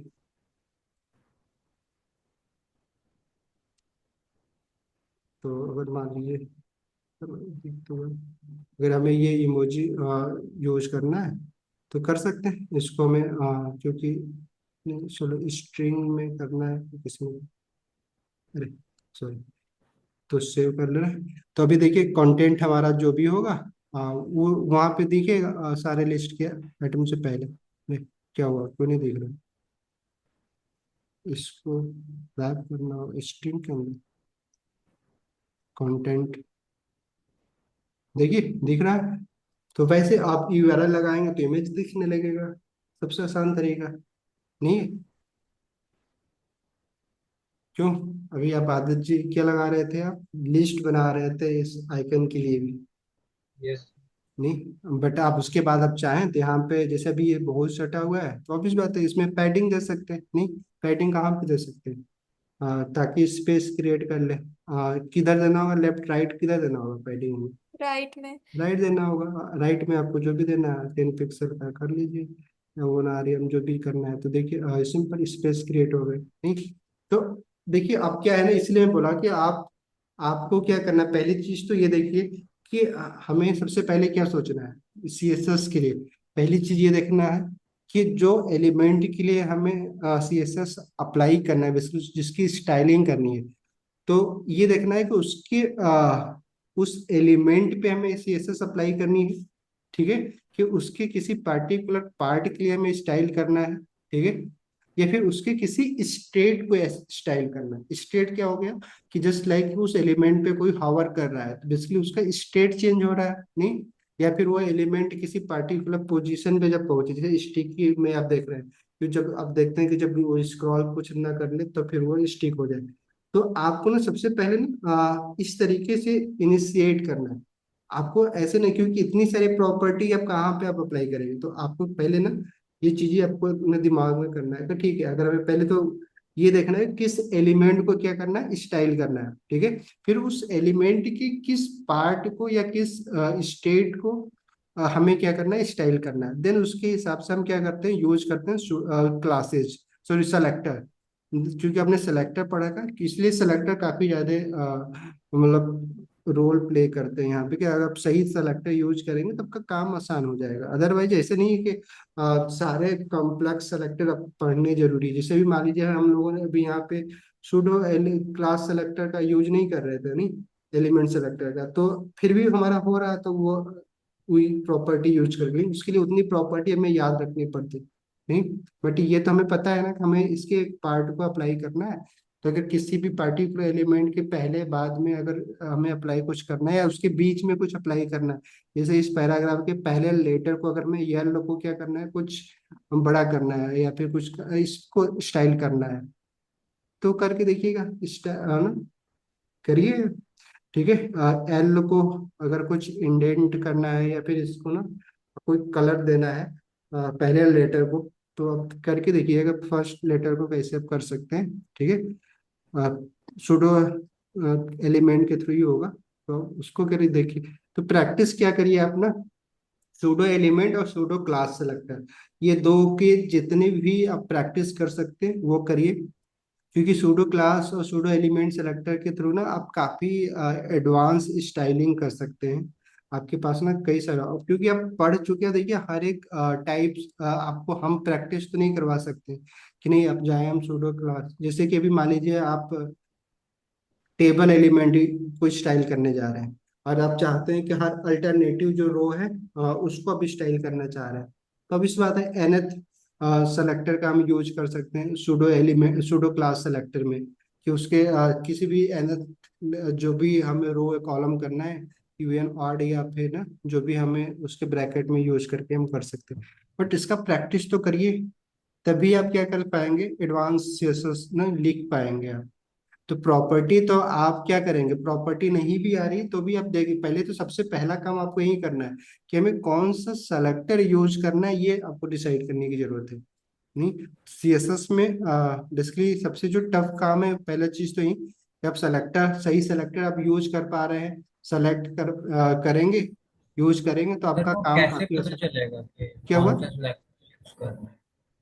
कैसे मतलब पता चलेगा कैसे कौन सा सिलेक्टर यूज करना है?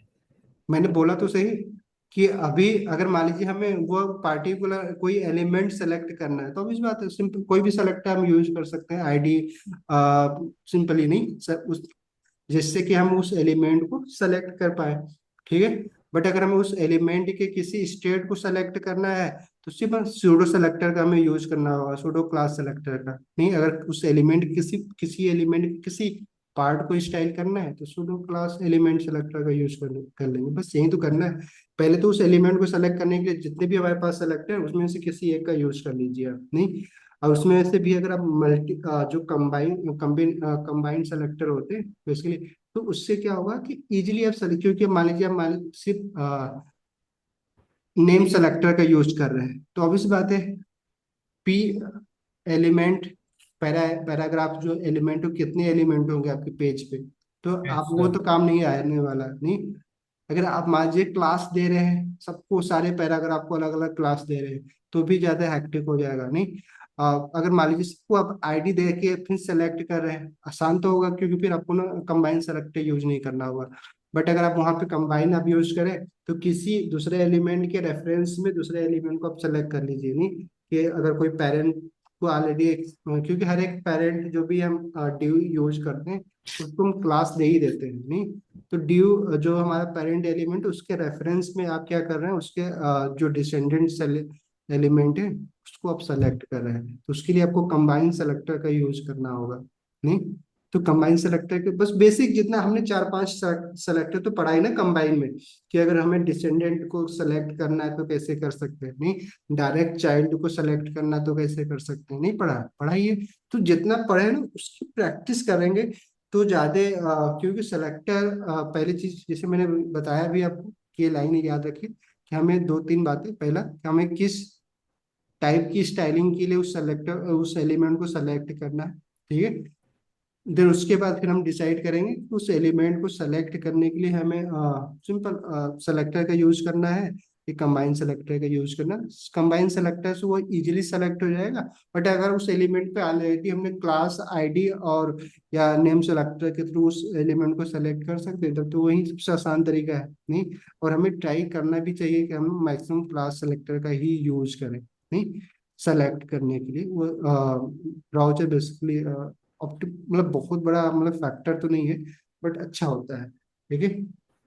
ताकि आपको भी समझ में आता है। बट कंबाइन सेलेक्टर, क्योंकि कंबाइन सेलेक्टर में कुछ भी कर सकते हैं, नहीं, एक साथ ना 4-5 सेलेक्टर का आप यूज करके उसको सेलेक्ट कर सकते हैं, नहीं। और उस सेलेक्टर की स्पेसिफिसिटी भी क्या हो जाएगी, हाई हो जाएगी, नहीं, कंपेयर टू अगर सिंपल सेलेक्टर जो आप यूज कर रहे हैं, क्योंकि उसमें आपने आईडी का यूज कर लिया।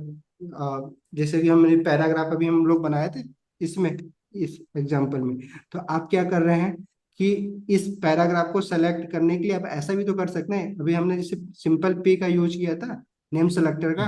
आप क्या कर सकते हैं, जिसे भी कंबाइन सेलेक्टर में क्यों बोल रहा हूँ कि आप इसकी स्पेसिफिसिटी और भी हाई करना चाह रहे हैं, तो आपने क्या किया, पी को भी यूज कर लिया, नहीं।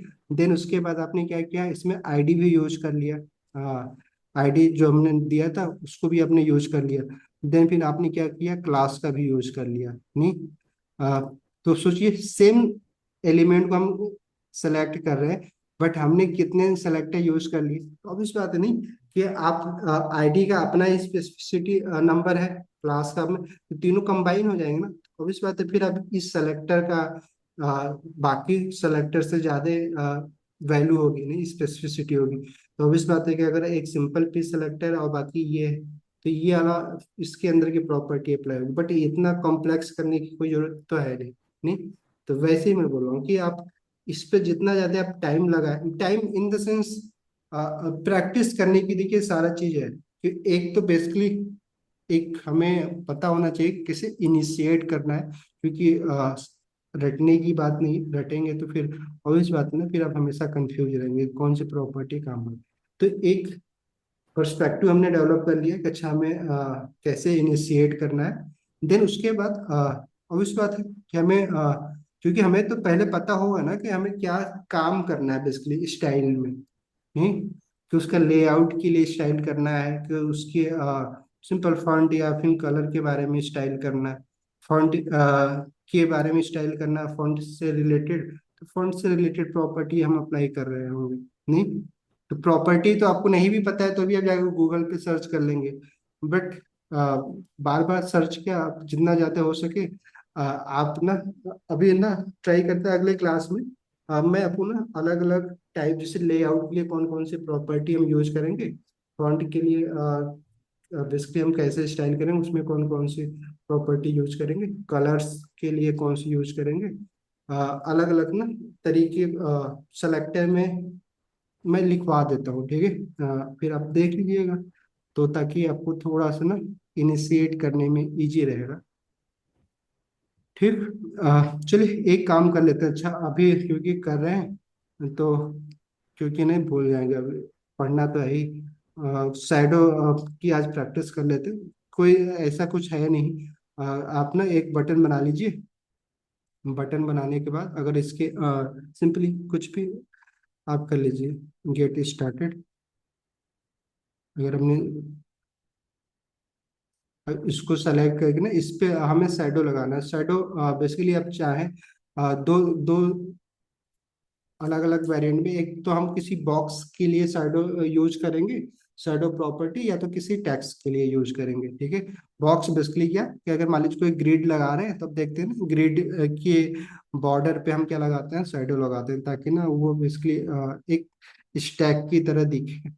तो उसके लिए हम शैडो प्रॉपर्टी यूज करते हैं। मोस्टली हमें ना करना ही पड़ता है प्रोजेक्ट में, ताकि हम एक अच्छा ना यूआई डेवलप कर सके। तो अभी जैसे हमने बटन बनाया था, तो बटन को अगर हम सेलेक्ट करते हैं तो क्या होगा कि टैक्स शैडो अगर हमें यूज करना है, तो हमें सिंपली क्या करना है, टैक्स शैडो नाम की प्रॉपर्टी आती है, इसको यूज करना है। इसमें हमें क्या करना है, शैडो बेसिकली देखिए क्या होता है। अगर मान लीजिए हमने कुछ सपोज दैट हाई लिखा, ठीक है।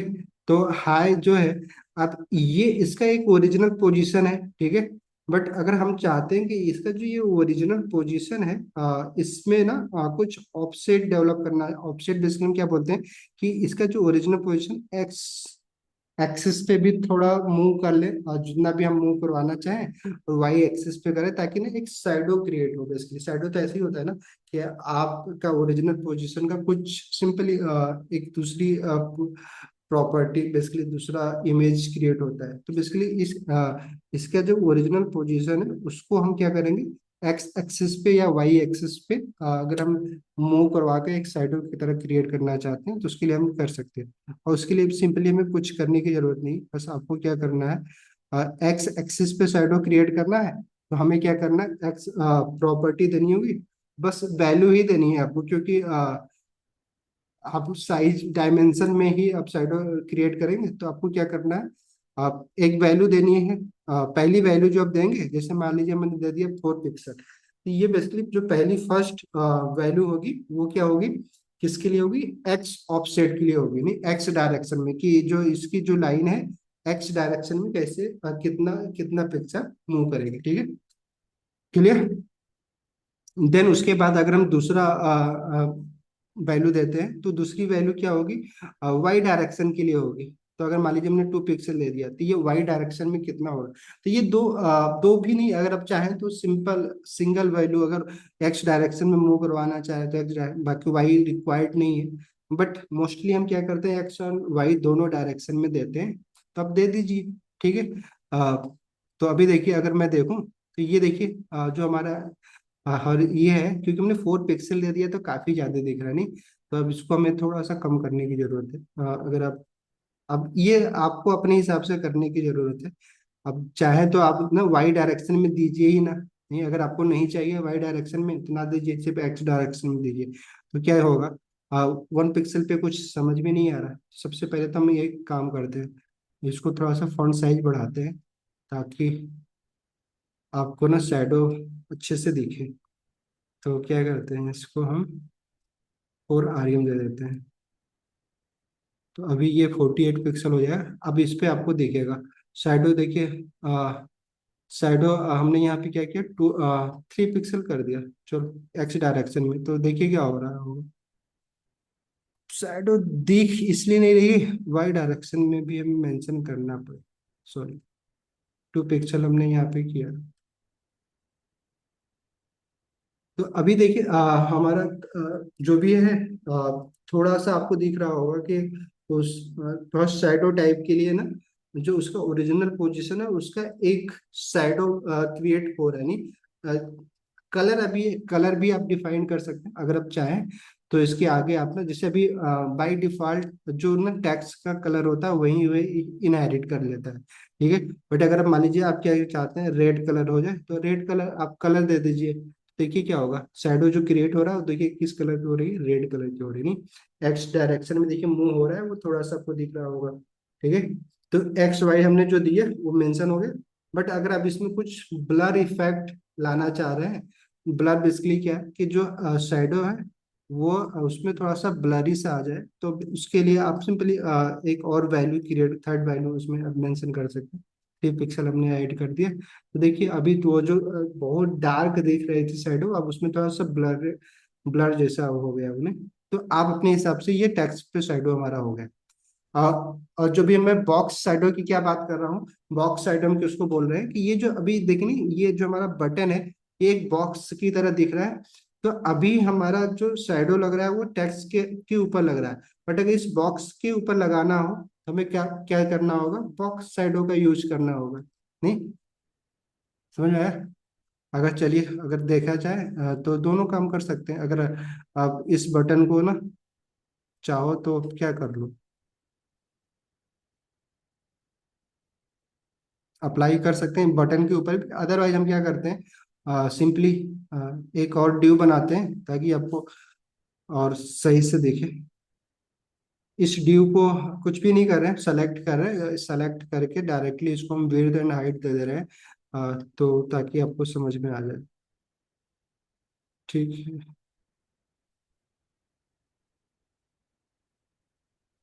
तो हमने क्या किया, एक विड्थ दिया, सिंपली इसका विड्थ हमने क्या किया, 200 पिक्सल कर दिया, ठीक है।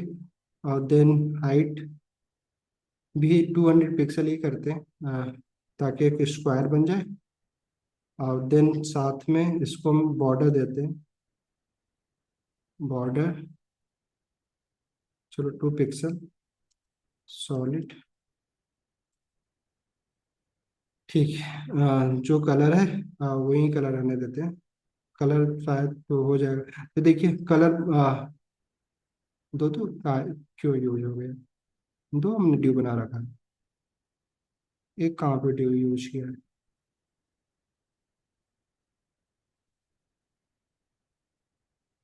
ये दो ड्यू क्यों आ गया।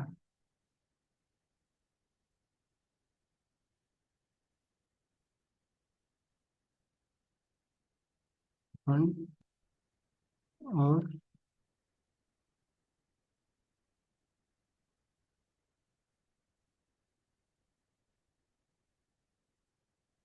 डबल का क्यों आ जा रहा है ये ड्यू,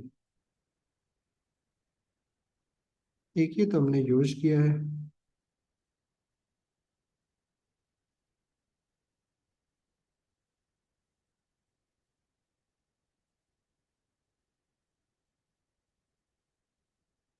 चलो बाकी तो ठीक है, एक ही हो गया, वो पता नहीं ब्राउजर में ना रिफ्रेश करना। तो अभी हमें क्या करना है, मान लीजिए इसके ना इसके बॉक्स, जो एक बॉक्स बना है इस पे अगर हमें कोई प्रॉपर्टी लगाना, शैडो प्रॉपर्टी लगानी है, तो हमें क्या करना होगा, जैसे भी हम ऊपर टेक्स्ट शैडो का यूज कर रहे थे, नीचे अब यहाँ पे हम क्या कर लेंगे, बॉक्स शैडो का यूज कर लेंगे, ठीक है। बाकी सारी प्रॉपर्टी सेम ही आपको करना है। एक्स डायरेक्शन में कितना मूव करवाना है, अगर मान लीजिए 4 पिक्सल, और वाई डायरेक्शन में आपको मान लीजिए 2 पिक्सल करना है। देन उसके बाद सिंपल ब्लर करना है तो करिए, थर्ड प्रॉपर्टी दीजिए। अदरवाइज अगर आप ब्लैक की जगह पे कोई और कलर यूज करना चाह रहे हैं, क्योंकि कलर नहीं देंगे तो क्या होगा, जो बॉर्डर का कलर है वही सेम कलर, बट हमने भी ब्लू कर दिया। तो भी देखिए क्या हो रहा है कि ये जो हमारी बेसिकली बॉक्स बन रहा है, एक्स डायरेक्शन में भी हो रहा है, वाई डायरेक्शन में 2 पिक्सल, एक्स डायरेक्शन में 3 पिक्सल का दिख रहा है, पता नहीं कहाँ से ये हो जा रहा है, ठीक है। कोई दिक्कत नहीं। तो अभी आपको समझ में आ रहा है कि इसके बॉर्डर पे अप्लाई हो रहा है, तो बॉक्स साइड बेसिकली ऐसे ही अप्लाई होता है। और इसका यूज कब करते हैं, जब अभी जैसे हमने पिछला प्रोजेक्ट जो किया था उसमें कई सारे बॉक्स जो ग्रिड बनाते हैं, बेसिकली इमेज ग्रिड बनाया या फिर नहीं, प्रोडक्ट के ग्रिड बनाएंगे, तो हम बॉक्स शैडो प्रॉपर्टी से हम क्या करते हैं, थोड़ा सा अपने यूआई और बेटर कर लेते हैं, उस पर शैडो प्रॉपर्टी देके। अब शैडो कितना कैसे देना चाहिए, आप एक ही प्रोडक्ट पे मल्टीपल शैडो यूज कर सकते हैं। इसी टेक्स्ट के अंदर भी ना आप चाहें तो मल्टीपल शैडो एक साथ यूज कर सकते हैं, कॉमा दे के। जस्ट लाइक अगर आप चाहें तो इसके आगे आप सिंपली, अगर आपको 4 पिक्सल 2 पिक्सल एक और प्रॉपर शैडो प्रॉपर्टी यूज करना है, उस पर आपको ब्लर नहीं यूज करना है, रेड के जगह पे आप थोड़ा ब्लू भी यूज करना चाह रहे हैं तो कर लीजिए। तो आपको क्या होगा कि आपको देखिए टैक्स पे क्या हो रहा है, रेड और ब्लू दोनों आपको अप्लाई हो रहे हैं, दो दो शैडो यूज हो जा रहे हैं टैक्स पे। वैसे आप जितने चाहे उतने नहीं ऐड कर सकते, बट अगर आप अपनी नीड के अनुसार ही करिए। अगर आपको अ, एक ही प्रॉपर्टी से अगर हो जा रहा है यूज तो करिए, अदरवाइज आप मल्टीपल शैडो प्रॉपर्टी यूज कर सकते हैं कॉमा का यूज करके। वैसे बॉक्स के लिए भी आप कर सकते हैं। ठीक है, तो बड़ा इजी है। आप इसमें ये आप बहुत सारे लोगों को लगता है इसमें तो 4 4 वैल्यू अप्लाई की जा रही है, बट ऐसा नहीं है। आपको बस सिंपली क्या देखना है कि रिक्वायर्ड तो आपको एक्स एंड वाई डायरेक्शन ही बस चाहिए। बाकी उसके आगे कलर अगर आपको मेंशन करना है तो कलर आप मेंशन कर लीजिए। कलर आप चाहे हेक्स वैल्यू दीजिए या आरजीबी वैल्यू दीजिए, चाहे वाई नेम वैल्यू दीजिए, आपकी मर्जी है। क्लियर, समझ में आया? कर सकते हैं इसका यूज। तो होमवर्क आप लिख लीजिए। आप लोग जो कल का हमने प्रोजेक्ट, लास्ट क्लास का जो प्रोजेक्ट बनाया है, उसमें ही आपको क्या करना है। लास्ट क्लास कौन सा प्रोजेक्ट था हम लोगों का? 16 मई। आज भी 16 है, हमने उस दिन भी 16 मई नहीं, नहीं वो नहीं होगा, अलग से ही बनाया था ना। सर 14, 14 जून। 14 जून का नहीं। तो इस प्रोजेक्ट में क्या करिएगा, जो हीरो सेक्शन है उसके नीचे आपको क्या बनाने हैं, कार्ड जो होते हैं, ग्रिड का यूज करिएगा, ग्रिड। ठीक है, उसमें मल्टीपल इमेज का कार्ड बनाइए। इमेज कार्ड बनाने के लिए आपको क्या करना होगा, एक कंटेनर लीजिएगा, डॉट आप कंटेनर का यूज कर लीजिए, ग्रिड कंटेनर, क्योंकि ग्रिड बना रहे हैं तो आपको क्या करना है, ग्रिड लिखिएगा। ठीक है, क्या लिखेंगे, ग्रिड कंटेनर एक बनाएंगे, ग्रिड कंटेनर। देन उसके बाद आपको इसके अंदर मल्टीपल ड्यू क्रिएट करने हैं। ड्यू के अंदर आपको क्या करने, कार्ड बनाने हैं। कार्ड बनाने के लिए जो ड्यू का कार्ड नाम की एक प्रॉपर्टी बना लीजिएगा, मतलब क्लास बनाइएगा, और उसमें मल्टीप्लाई करिए कितने से, चलो अभी के लिए ना 6 बना ले रहे हैं, 6 कार्ड बनाइएगा ड्यू। अभी हर एक ड्यू में आपको क्या करने हैं, इमेजेस लगानी है। पहले तो एक इमेज टैग का यूज करिएगा। देन उसके बाद आपको क्या करने हैं, हेडिंग यूज करनी है, H1 H2 यूज करिए। देन उसके बाद आपको क्या करना है, एक उस H2 के अंदर का एक पैराग्राफ यूज करिएगा। और देन उसके बाद आपको क्या करना है, बटन एक यूज करना है। ठीक है, ऐड कार्ड का एक बटन यूज कर लेना है। ठीक है, तो और ये सेम 6 एलिमेंट के लिए ऐड कार्ड, जैसे प्रोडक्ट पे आप देखते हैं ऐड कार्ड। ठीक है, ये आपको ये बटन है। तो आपको अब इसमें इमेजेस कहाँ से लेके आएंगे, प्रोडक्ट जो भी आप जिस टाइप के प्रोडक्ट का यूज करना चाहे, प्रोडक्ट की इमेज लेके आइए। ठीक है, 6 इमेज लगाइए और इसको ग्रिड कंटेनर हमने दिया।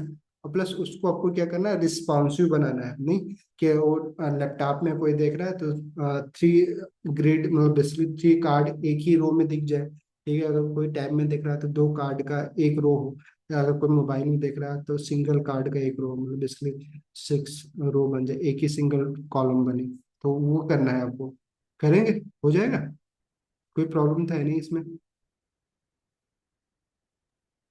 Yes sir. ठीक है, तो ये वाला आपको करना है, अच्छे से करिए।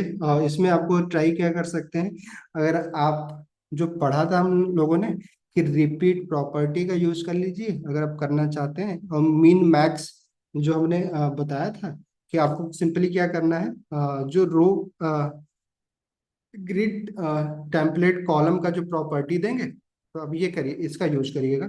मैं यहाँ पे लिख दे रहा हूँ, वीडियो देख लीजिएगा दोबारा आप लोग, अगर ना समझ में आए तो। अब क्या कौन प्रॉपर्टी करेंगे, जो आप ग्रिड टेम्पलेट कॉलम का जो प्रॉपर्टी हम यूज करते हैं, कॉलम्स जो भी है, तो उसको आप क्या करिएगा, प्रॉपर्टी क्या दीजिएगा, पहले तो सिंपल रिपीट, क्योंकि हम रिपीट का यूज कर लेंगे, रिपीट फंक्शन का।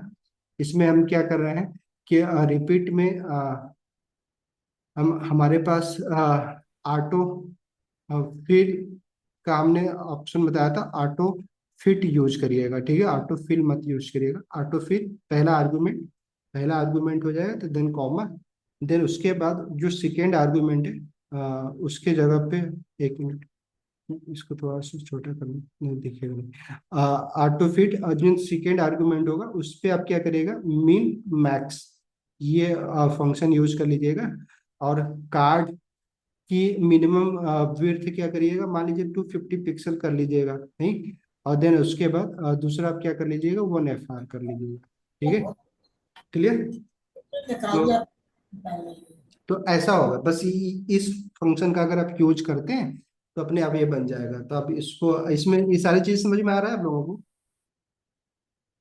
मैंने उस दिन एक्सप्लेन किया ही था कि इसका मतलब क्या है, इस प्रॉपर वैल्यू का, कि बेसिकली क्या होगा कि जो भी ग्रिड बनेंगे, ठीक है, उनकी मिनिमम वैल्यू, क्योंकि ऑलरेडी ग्रिड हमारे जो आइटम होते हैं वो मिनिमम कितने होंगे, मिनिमम 250 पिक्सल का तो होगा, बट अगर स्पेस वैसे 250 के क्या बनेंगे, मल्टीपल बन जाएंगे। बट मान लीजिए आपकी एरिया मान लीजिए 800 पिक्सल है, तो अब 250 प्लस 250, तो बच तो जाएगा 50 पिक्सल।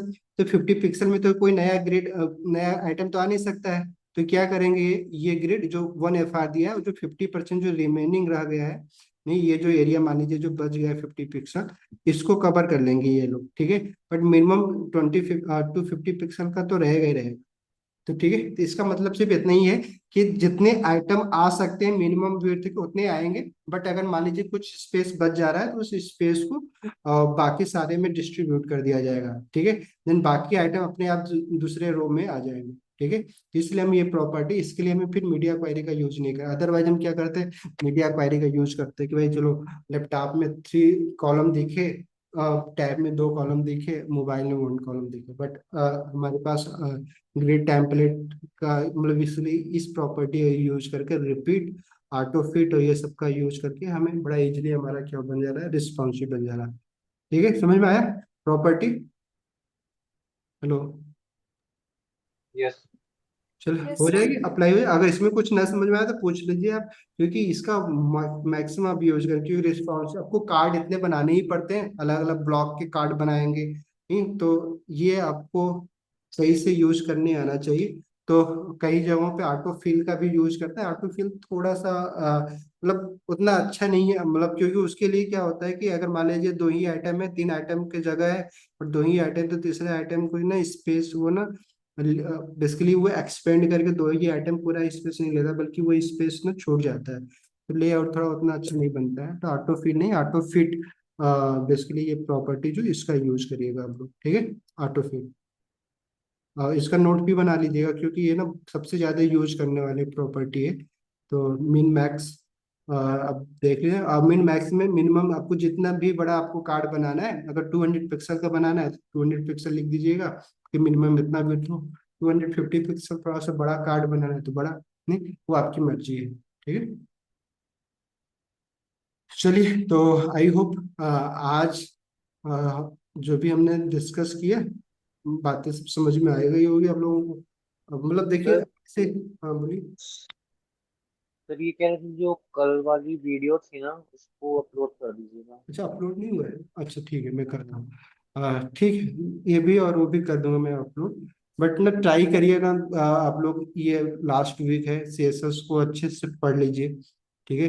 क्योंकि मुझे पता यस। है बात नहीं मानोगे तो फिर जावा स्क्रिप्ट में भी आके दोबारा, क्योंकि हर प्रोजेक्ट में या तो फिर आप सिर्फ जावा स्क्रिप्ट का कोड करोगे, फिर ना पूरा प्रोजेक्ट बना ही नहीं पाओगे, क्योंकि सीएसएस आप लिख नहीं पाओगे, नहीं। और सीएसएस हम वहाँ पे तो प्रैक्टिस नहीं करवाने वाले हैं, ठीक है, वहां तो सिर्फ हम जावा स्क्रिप्ट ही करेंगे। फिर बाकी आप ही को होमवर्क मिलेगा कि आप सीएसएस भी लिख के आइए, जो कि आपसे होगा नहीं, ठीक है। तो इसीलिए फिर ट्राई करिए, सीएसएस को अच्छे से पढ़ लीजिए, ताकि ना फिर आप वहाँ पे ना पूरे पूरे प्रोजेक्ट बनाएंगे, क्योंकि हर प्रोजेक्ट में एचटीएमएल सीएसएस लेआउट और स्टाइल के लिए तब यूज करना ही है।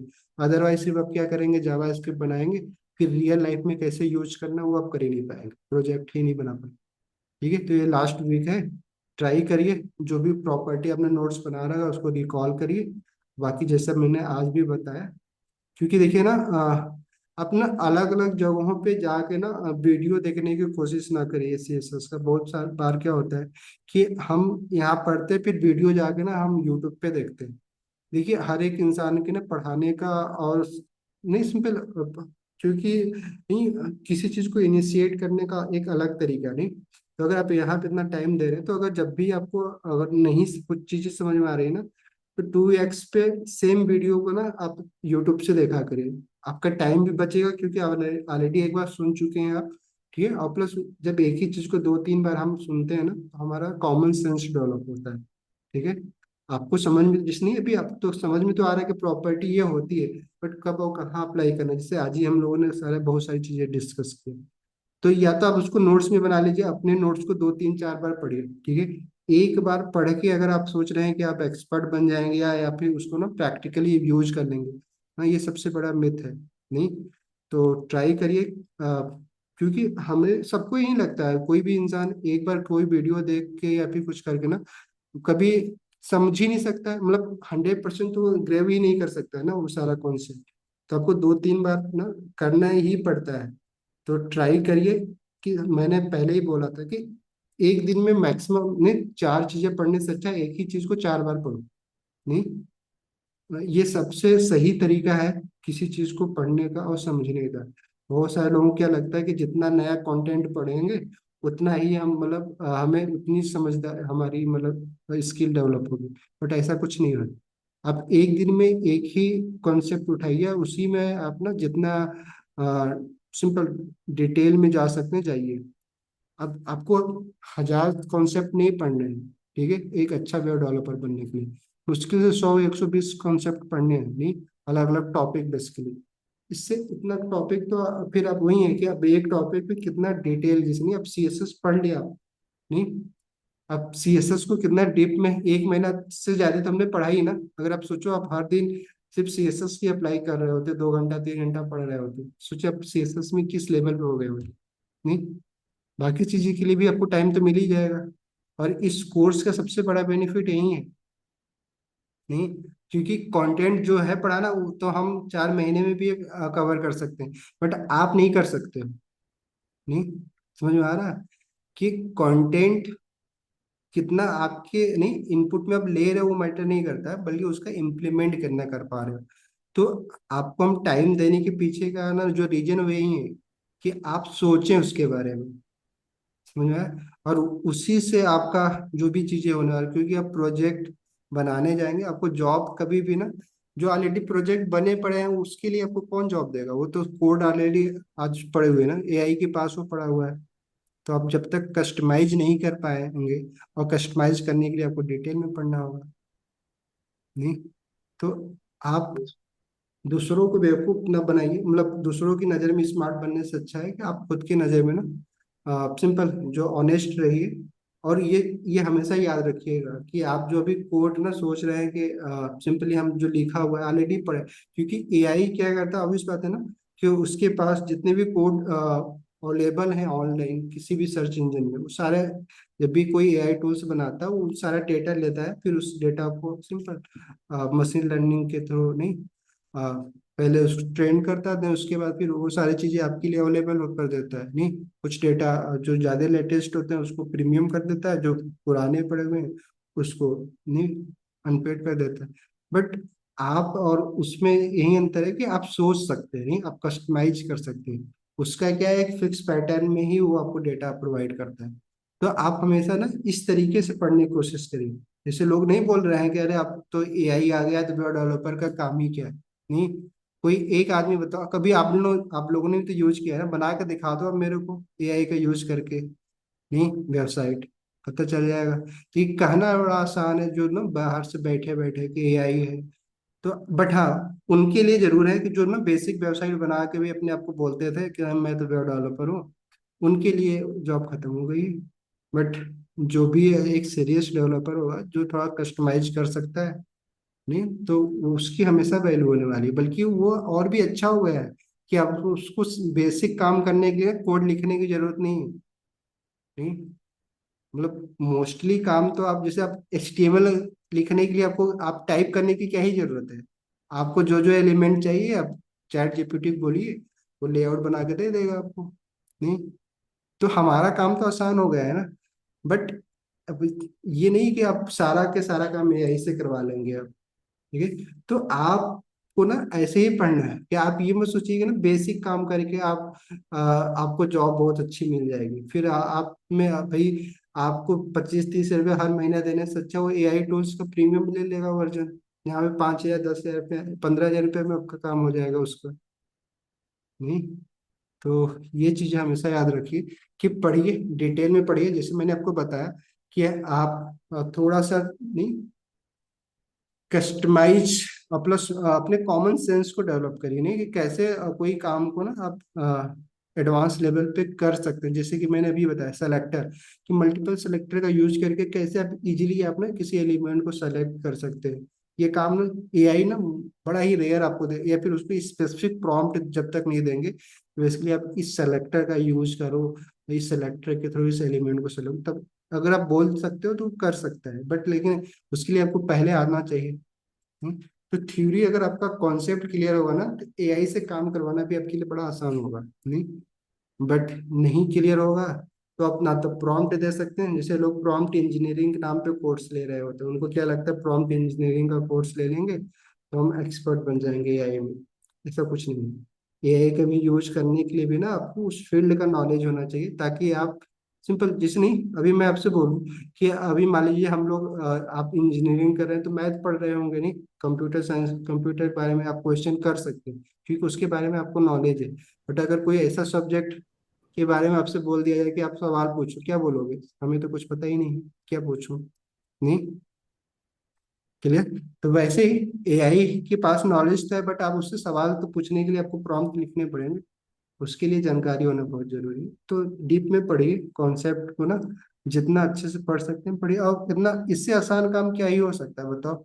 और वेब डेवलपर बन के ना जितना आसानी से आपको जॉब मिल जाएगी, और दूसरे सॉफ्टवेयर फील्ड में आप जाते हैं, बड़ा डीप में जाना पड़ता है, नहीं, और बहुत एडवांस लेवल पे, क्योंकि फिर वहाँ पे कई सारे फिर ना टेक्नोलॉजी पढ़नी पड़ जाती है, लॉजिक भी आपको बिल्ड करना पड़ जाता है। तो वेब डेवलपर के रूप में जॉब लीजिए, फिर आगे आगे एक्सप्लोर करते रहेंगे। बट लेकिन अब यहाँ पे भी ना प्रैक्टिस करनी होगी, बहुत सारे अपने टूल्स पढ़ने बाकी हैं। तो ऐसे ना, अब इतना आसानी से मत ले लीजिए कि हाँ आपको सीएसएस आ गई, नहीं, अभी आपको बेसिक करने आ रहा है। नहीं, जब तक आप सोच नहीं पा रहे हैं कि आपको ना किसी भी तरह का स्टाइल करना है तो कर पाए। क्योंकि जैसे मैंने आपको बताया कि आप कोई भी प्रोजेक्ट देखिए, आप अभी आप ना किसी भी तरह का स्टाइल कर सकते हैं, क्योंकि सब स्टाइल सीएसएस से ही करना है। अभी मत सोचिए कि जावास्क्रिप्ट का हम यूज जब पढ़ लेंगे तब फिर अच्छी वेबसाइट बनाएंगे। नहीं, स्टाइल और कंटेंट के लिए एचटीएमएल और सीएसएस का ही यूज होता है। तो अगर आप कोई भी वेबसाइट आप विजिट कर रहे हैं, अगर आपको देख के अच्छी लग रही है, तब वैसी वेबसाइट अभी आप रिप्लिकेट कर सकते हैं। बट हाँ, उसमें जो इंटरेक्टिविटी होती है बेसिकली वो चीजें नहीं हो पाएगी, तो उसके लिए जावास्क्रिप्ट का वेट करिए। बट स्टाइल, वो लेआउट, वो सब कुछ तो भी आप कर सकते हैं ना। तो बनाइए, बैठ के आप करोगे क्या? कोड करने में तो मजा आना चाहिए ना। आपका कॉन्सेप्ट क्लियर हो ही गया है, बैठो टाइप करो, क्यों? और ट्राई करिए 3-4 घंटे ना बैठ के। कोड तभी अब अच्छा होता है जब 3-4 घंटे का आपके पास टाइम हो। आधे 1 घंटे के लिए बैठेंगे पढ़ने के लिए तो फिर थ्योरी पढ़ते रह जाते हैं, कोड के लिए ना हम सेटअप ही नहीं कर पाते। तो ट्राई करिए, पढ़िए और इंजॉय करिए, नहीं काफी कुछ बनाया जा सकता है। वेब डेवलप ना कुछ क्रिएट करने के बारे में सोचा करिए कि नहीं कुछ करेंगे प्रोडक्ट। जॉब तो ठीक है, अब अगर आप कोई प्रोडक्ट बना सकते हो तो जॉब तो सिंपल कॉमन सी बात है ना। तो वो तो एक अंडरस्टूड है कि अगर आप कोई प्रोडक्ट क्रिएट कर सकते हैं तो ऑब्वियस बात है, बिजनेस भी तो प्रोडक्ट बेस ही होता है ना। अगर आप कुछ आप बना पा रहे हो तो कोई भी आपको जॉब दे देगा। तो पढ़ाई ना ऐसे ही करने की कोशिश करिए कि अच्छा कुछ जो चीजें आपको दिख रही है, जैसे मैंने आपको बताया वो वेबसाइट दिखाई आपको, नहीं, अब वो वेबसाइट बना के कोई बेच रहा है $20 में, $25 में, तो वो स्टाइल क्या हमारे दिमाग में नहीं आ सकता है? फॉर्म बनाने के लिए भी करण जी ने मुझे एक दिखाया, फॉर्म भेजा था, अच्छा बनाया था उन्होंने। तो आपको आ गया, बट आप जाके स्टाइल करो, अलग अलग वेरिएंट बनाइए, नहीं उसका कलेक्शन बनाना शुरू किया। बट वही है कि उसके लिए थोड़ा सा टाइम की जरूरत है। नॉलेज तो हो गया है आपके पास, नहीं, टाइम दीजिए और कुछ बड़ा सोच के ना मेहनत करिए। आप 20 25 30 हज़ार की नौकरी के लिए आप सोच रहे हैं मेहनत करें, तो आपको मोटिवेशन ही नहीं मिलने वाला। नहीं, कोड पढ़ने का ना सबसे आसान तरीका यही है कि ना कुछ अब ये सोच के पढ़िए कि हाँ नहीं यार कुछ, क्योंकि आज तो सब कुछ ऑनलाइन ही है। कोई बिजनेस बता दो जिसमें टेक्नोलॉजी का यूज नहीं हो रहा है, एक सिंगल बिजनेस बता दीजिए जो बड़ा बना और बिना टेक्नोलॉजी का यूज किए। तो सोचिए आपका स्कोप क्या है। नहीं, क्योंकि हर बिजनेस में टेक्नोलॉजी यूज हो रही है, तो आप वहीं पढ़ रहे हो। नहीं, तो आप किसी के बिजनेस में कितना बड़ा नहीं उसमें प्लस पॉइंट लेके दे सकते हो उसको। नहीं, या फिर खुद के लिए वो बिजनेस अगर वो कोई और कर सकता है टेक्नोलॉजी का, टेक्नोलॉजी वाला बिजनेस आप भी कर सकते हो। किसी कंपनी का सीटीओ बनने की कोशिश करिए। जॉब के बारे में क्यों सोच रहे हैं? नहीं, जॉब तो मिल ही जाएगी ना, फिर वो तो जॉब ही है ना। अगर आप बट बड़े पोजीशन के लिए ना, फिर बड़ी चीजें, फिर आपको मोटिवेशन मिलेगा कि नहीं यार 8 घंटा 10 घंटा पढ़ते हैं। क्योंकि 25 30 हज़ार 40 हज़ार की नौकरी तो आपको 2 3 4 घंटे पढ़ के भी हो जाएगा। नहीं, छुट्टियां मना के भी हो जाए, बट अच्छी जॉब नौकरी के लिए फिर अच्छा मेहनत करना पड़ता है। तो वो थोड़ा सा ना इंस्पिरेशन लीजिए, फिर करिए। ठीक है, चलो सर, मिलते हैं। हाँ बोलिए। सर वो डॉक्यूमेंट जो आपने बोला था ना वो भेज दीजिएगा। हाँ मैं पीडीएफ भेज दे रहा हूँ आप लोगों को। ठीक है, आप पढ़िए, बट थोड़ा सा लेंदी है, पुराना पीडीएफ है। मैंने भी कहीं से डाउनलोड किया तो मेरे को अच्छा लगा था, बट मतलब उसमें जो प्रॉपर्टीज हैं जिससे थोड़ा सा ग्रेड व्रेड बताया तो गया, बट बड़ा बेसिक ग्रेड की प्रॉपर्टी यूज की है। बट पढ़ेंगे तो आपको ना कॉन्सेप्ट जो थ्योरी है वो काफ़ी चीज़ें हो जाएगी। पढ़ने के लिए अब ट्राई करिए, एक हफ्ता टाइम है, पढ़ लीजिएगा आप लोग। सबको मैं पीडीएफ भेज दूंगा। ठीक है, पढ़ने की कोशिश कीजिए। ठीक, चलिए ना, फिर मिलते हैं अगली क्लास में। Okay, bye.